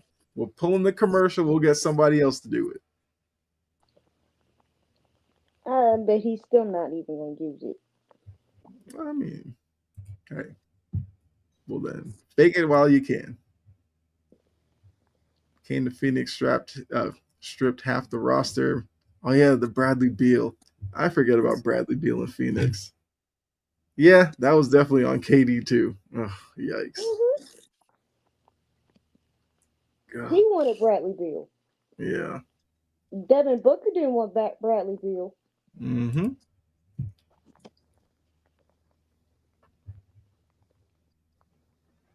Yeah, here's the problem. Why do you let him take over a team and he's not a leader? Situations. Like, look at the places he's gone. Phoenix, desperate to win a title. Brooklyn, battling the Knicks for attention, desperate to win a title. Houston, desperate to win a title. It's been, let's see what the Rockets won back to back in 94, 95. It's been that long. So the Cowboys. Yeah. Yeah, 94, 95. Yeah, because Jordan's three-peat ended in 93. Then the second one started in 96. Tapa, I've said this before too, and I've got a lot of pushback. They are actually pretty similar. They are. LeBron doesn't do LeBron doesn't do the burner thing, but LeBron controls the media with his. I mean, you've said it before, like his passive aggressive style. LeBron does a lot of his stuff behind the scenes, and he Mm-hmm. has Rich Paul as a mouthpiece. Maybe that's what Durant needs, and then Durant would. No. I was just saying, then Durant wouldn't do the burner Kevin thing because Durant needs a he'd have something to do with therapist. Goro. He LeBron needs a also. Yeah. therapist. Mm-hmm. That's what he needs, a therapist. LeBron needs to go away and retire, Mm-hmm. and Kevin Durant needs a therapist. Yeah, he definitely has to work out that the insecurity, the bunny ears thing.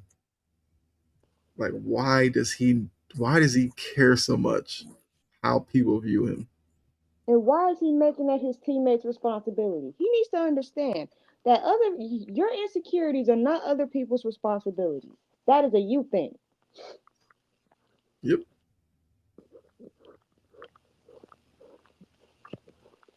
absolutely. Yeah, I mean, look, KD is like KD's gonna be one of those interesting players, especially like once he retires, he goes into the Hall of Fame and all that. I wonder 10, 15 years from now how conversations around KD kind of go amongst like social media and NBA talk. Because he's a great player, not a leader, as we documented, and seems like a guy who probably rubbed a lot of people the wrong way. But not every Conservative. yeah.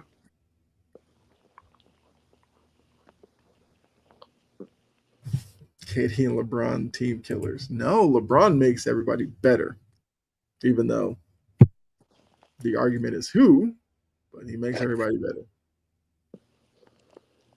He didn't make nobody better. Kyrie was ready to get away from him. Mm-hmm. He And made that says something. he turned Bosch, who was an all NBA type player in Toronto, into a corner three guy. Kevin Love was a 2015 guy in Minnesota, turned into a 3-point guy. He got Cleveland to draft Anthony Bennett, which I don't know what kind of drugs you were on to think Anthony Bennett was a number one pick, much less a draft pick at all. I saw that dude at UNLV. I didn't get it at all. They took him number one. Still baffles the mind. I'm pretty sure wasn't LeBron the one? Wait, yeah, LeBron was the one who I guess we'll say because then they draft Wiggins and then trade Wiggins for who they trade Wiggins for. I don't know. There's so much I can't keep up with. I mean, just looking at the Laker days, Ingram, Ball, the Reeves rumors that constantly are there. Who do you think's pushing that? Mm-hmm. Which I know if they ever did it, Jory would be the first one to just goes scorched earth on her team. Snap. Yes, I agree. Brandon Ingram probably should still be a Laker, even though Brandon Ingram can be frustrating as well. But yeah, let's see. Josh Hart was a Laker.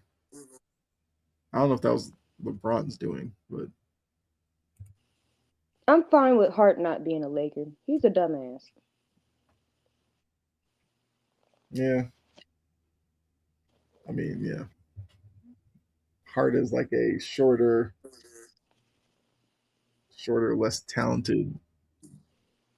I don't know, maybe not less talented, but he's like a shorter Draymond.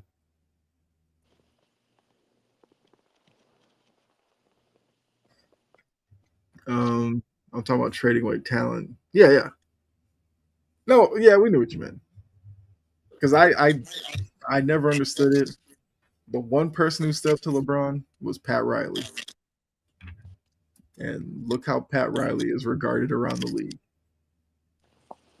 It's crazy that LeBron wanted Spoelstra fired.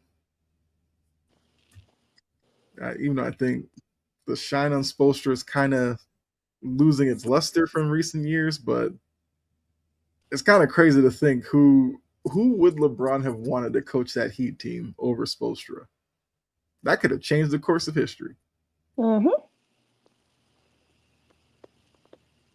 Good for Pat Riley. Yes. Well, we knew Pat Riley was going to stand for that. Was it okay? So they traded everybody for AD. Westbrook was the free agency signing that I'm sure Jory could have told you was never going to work. Because I remember that knew was, that shit was doomed from the start. but that was the offseason where it was like Buddy healed, and then they like pivoted to Westbrook, and it was like, so you bring in a guy who, if they're on the court together, run in the same spaces on the floor, and that's supposed to work. And then poor Westbrook got blamed for everything. Mm-hmm. But yeah, AD was that huge trade that saw all those guys go out the door. And look, AD gave them a ring. I can't you can't say it was all for nothing. And I still say AD got robbed of Finals MVP. He I'm gonna keep did. saying, but we already knew the minute they won that title, they were gonna give it to LeBron.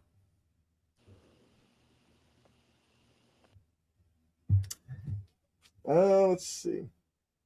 Like I said, we might have to do this with some other players and kind of really, look at their career the way we just did with KD. I think it'd be interesting to do like a Harden. I I think think that Harden, might be next week. yeah, I think Harden's an interesting case as well. Yeah, I'll make a note of that. We'll do that with Harden next week.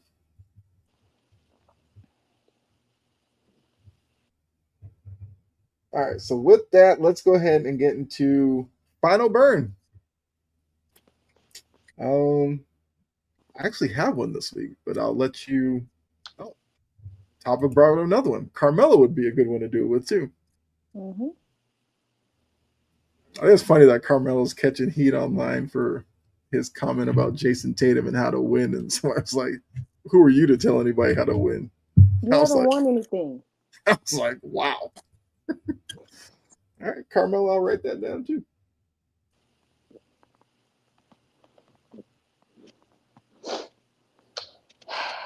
Okay. Appreciate the suggestion, Topper. One I of guess my any other burns. players probably drop him in Discord or something. But yeah, go ahead. Final burn. One of my burns is Mr. Biter. Puka. Mm. Why are we putting our mouths on people? Are you a toddler? So far this off season, you've done the following. This you did an anti-Semitic gesture. You've Mm-hmm. been shit-faced drunk in public on camera, slurring your words and fumbling around in the middle of the street. You've said something. You've said something. A few crazy, questionable, stupid things that can be easily disproven. Mm-hmm.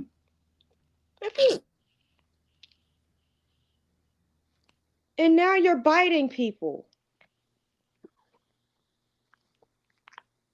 What is wrong with you?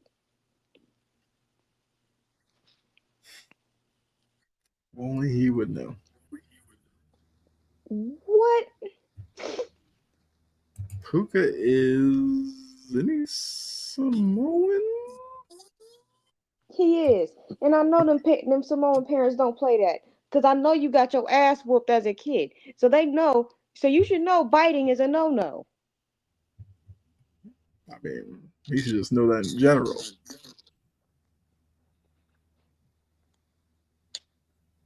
I know he got his butt whooped as a kid. What did BYU do to you?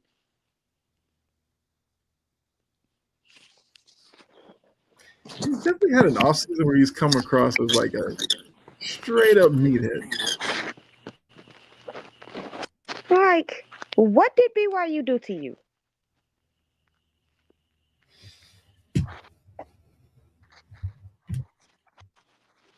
Because I'm like, ugh.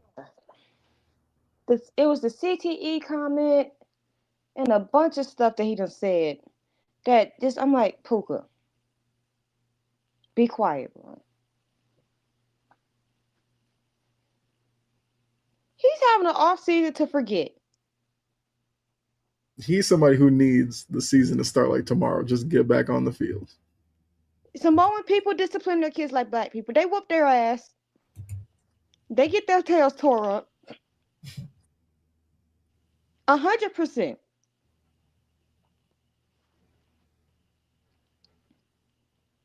That's why I was surprised about Juju acting like a damn idiot too.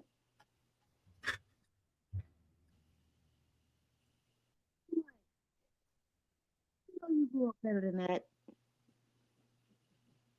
Anyway, Puka, I'm gonna get on Mr. Tiger Woods. You don't need to drive a nut. Don't drive a goddamn thing. Mm-hmm. And stop all that. Stop drinking. Like what, or whatever it is that you were doing. What is going on with you?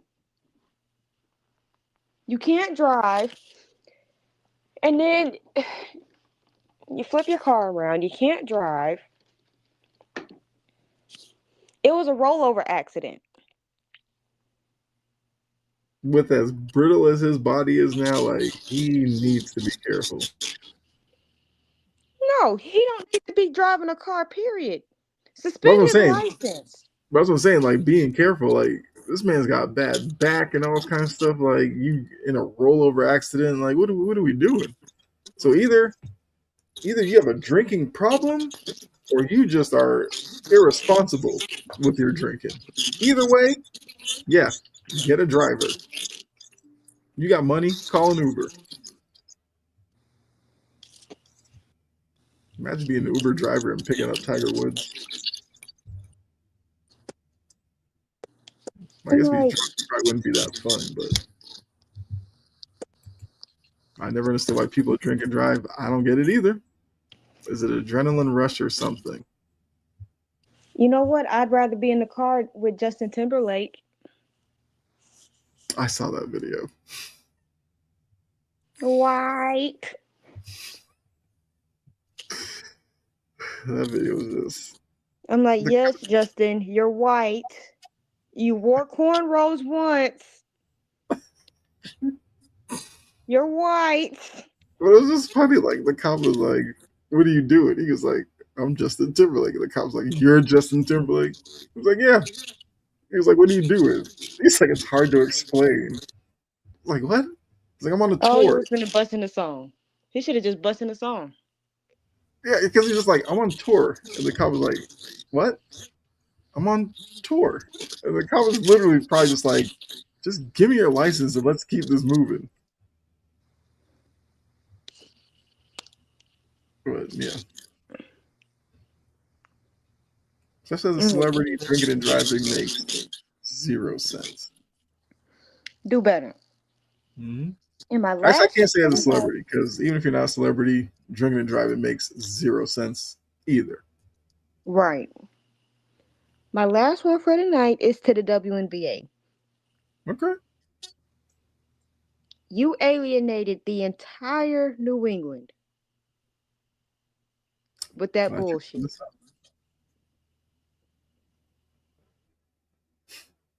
They were gonna pay you more to buy the team, to keep the team, and move the team to Boston than what you sold the team for to move to Houston.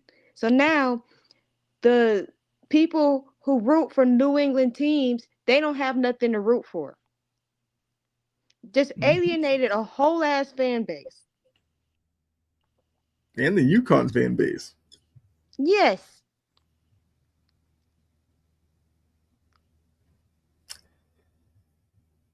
Yeah.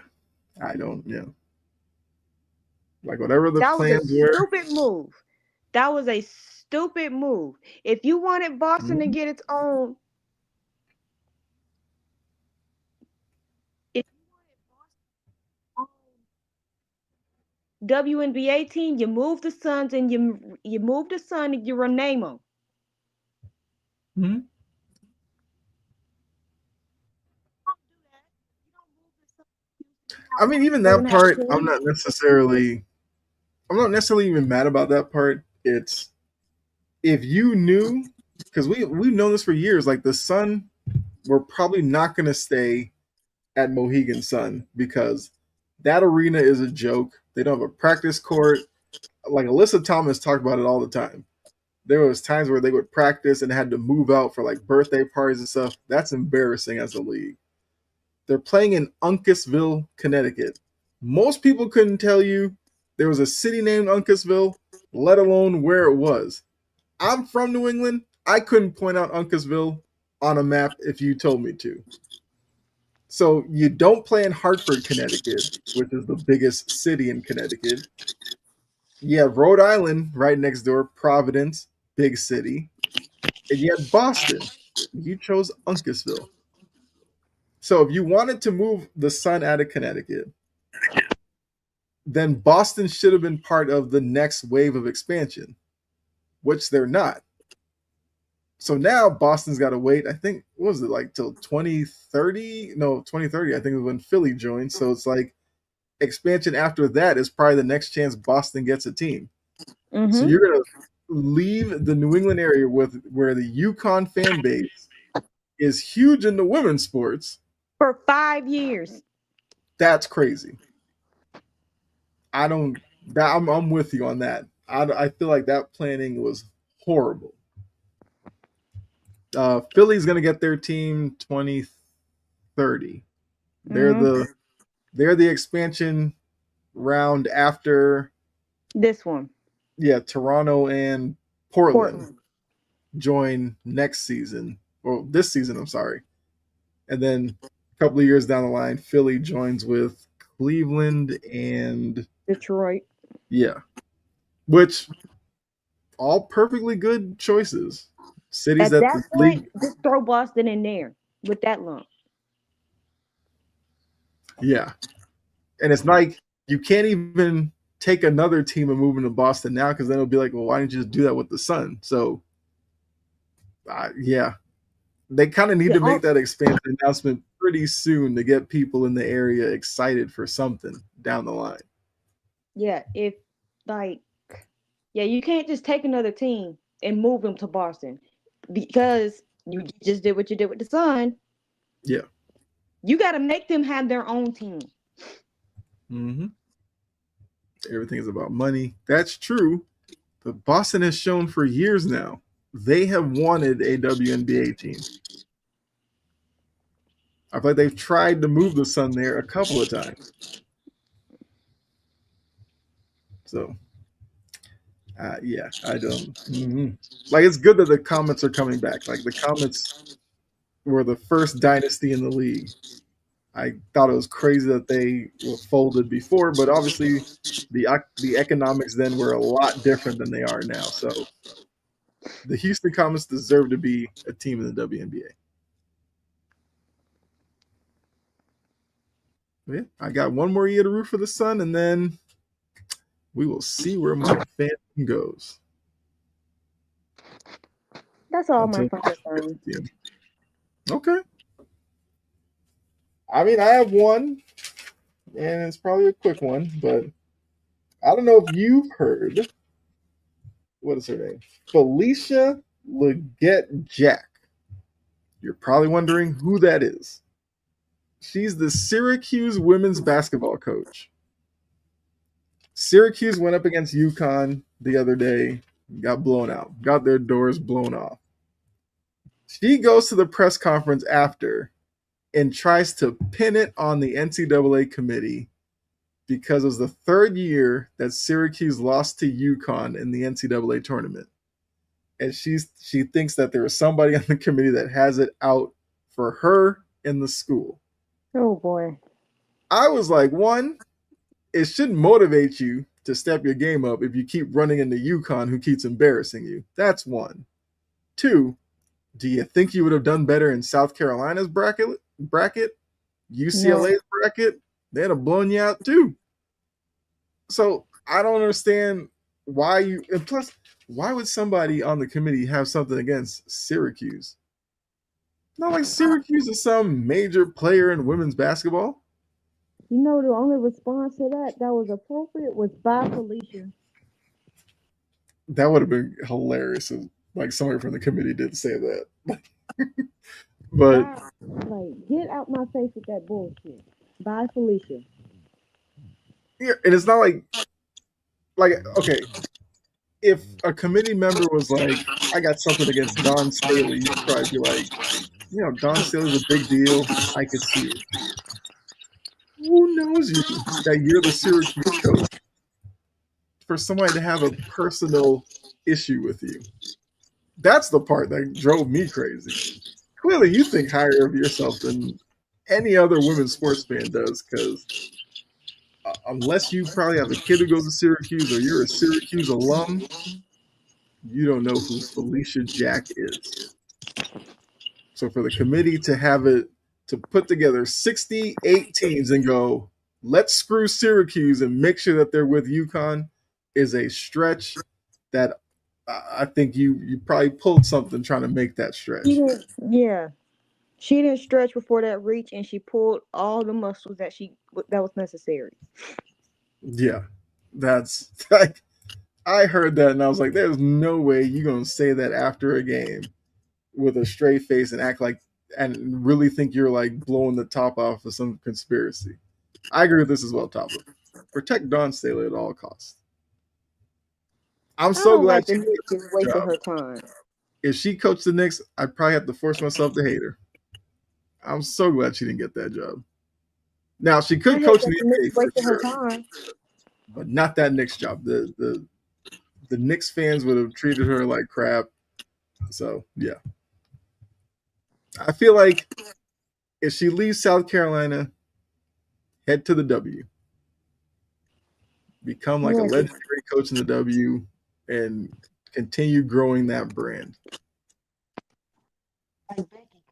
Could have been an NBA head coach. I mean, she absolutely could do it. People talk about all the time, oh, women coaching. There are women coaches I could see coaching in the NBA, and she's one of the few I feel like would do it and be successful at it.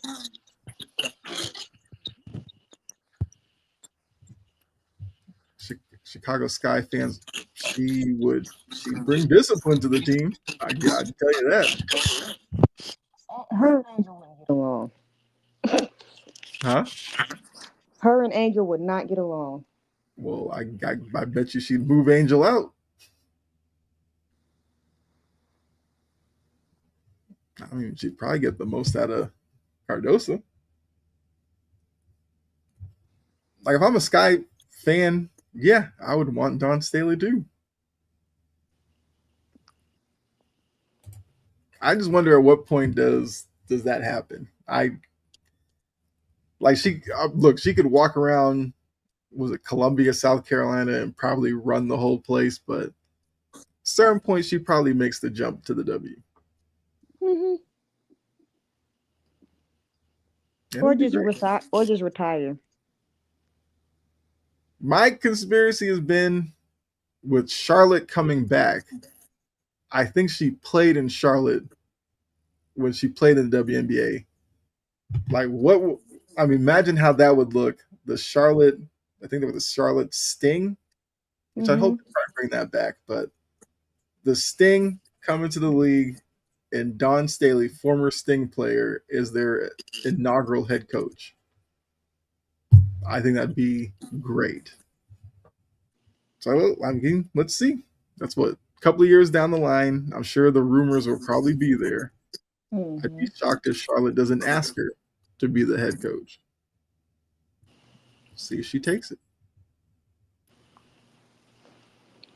Yeah, that's all I had. I just heard that sound bite and I was like, you cannot be serious. Bye, Felicia. Yeah. But speaking of UConn, they won again today because they they basically just trolled teams at this point. North Carolina hung tough with them for about a half. Third quarter, UConn just absolutely blitzed them. Wizards could use Dawn. Don't do that to that woman's sight. Mm-mm. She don't need that headache. Imagine her having to do with Trey Young. Oh no, no, no, no. Like if Dawn Staley wanted to coach in the NBA, she would get a premier job. She would have earned that. So, yeah, that's all we got for you. Like I said, it was a fun show. Tapa, appreciate the uh, what was it, suggestions on players that we will do. Carmelo's definitely now written down. We'll work on him after Harden. I thought the KD thing was a lot of fun, and I don't know. Maybe we'll expand it beyond NBA. Who knows? I think some What the NFL people people who would just probably be irk a lot of me? fun to do it with too. But we'll probably say that for like NFL season. Yeah, what people that just irk me, like Lamar Jackson. I mean, yeah, because we could tackle the whole Lamar doesn't have any help. We could debunk that very easily. Mhm. Josh Allen would be a good one. Kirk Cousins, how he just keeps making money. Yeah. That man's agent must have the absolute top social skills. We could even use it with like players who just flamed out and where that went wrong. Odell. Mhm. Even I always thought he was overrated. Yeah. So yeah, I think we can definitely do that from now on. So I guess we just stumbled on a new segment for the show. But yeah, so I'll have to think of more. Look, like I said, if you think about between next Friday and between now and next Friday, drop into the Discord. We'll definitely take your suggestions. So, if any of you watching have not joined the Discord, please do so. We'd love to have you in there so you can give us suggestions like Tapa. I will drop the link really quickly. Where did it do? There. What is this? That. Here we go. All right. So that is the show's Discord link. Feel free to join it, join the conversations in there, and we'd love to have you. So before we go, Jory, you got anything you want to add before we get out of here? No. Okay. I mean, fun show once again. Also from the Discord, you will see links to our WordPress, Tumblr, all that. We have some stuff up there. Check that out as well. So we'll go ahead and get out of here. You guys enjoy the rest of your weekend. Enjoy your week. We'll be back here next Friday to talk about a lot more stuff, have some laughs, get into some good conversations with you all because we just enjoy it. So for myself, J-Dub, Key, who couldn't be here on the show but was in the chat earlier. We are out of here. Enjoy yourselves. And make sure you're back next week. We're out of here. Bye.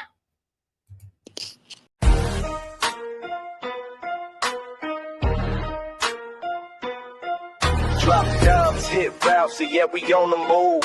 From the paint to the pocket, got nothing to prove. Precision in the pass, rhythm in the run. Every play, every day, till the work is done.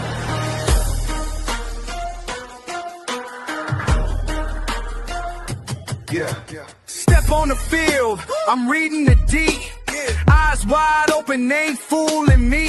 Pump fake sidestep, I'm breaking the press from baseline to sideline. I'm bringing my best, snap back, quick glance. I'm calling the play, hoop dreams and touchdowns. I'm making my way, no look behind the back. Fred in the scene, every angle, every shout. I'm chasing the dream. Drop times, hit routes in the deep, no doubt. From the field to the hardwood, hear the crowd shout. Pass it, dish it, through traffic. We find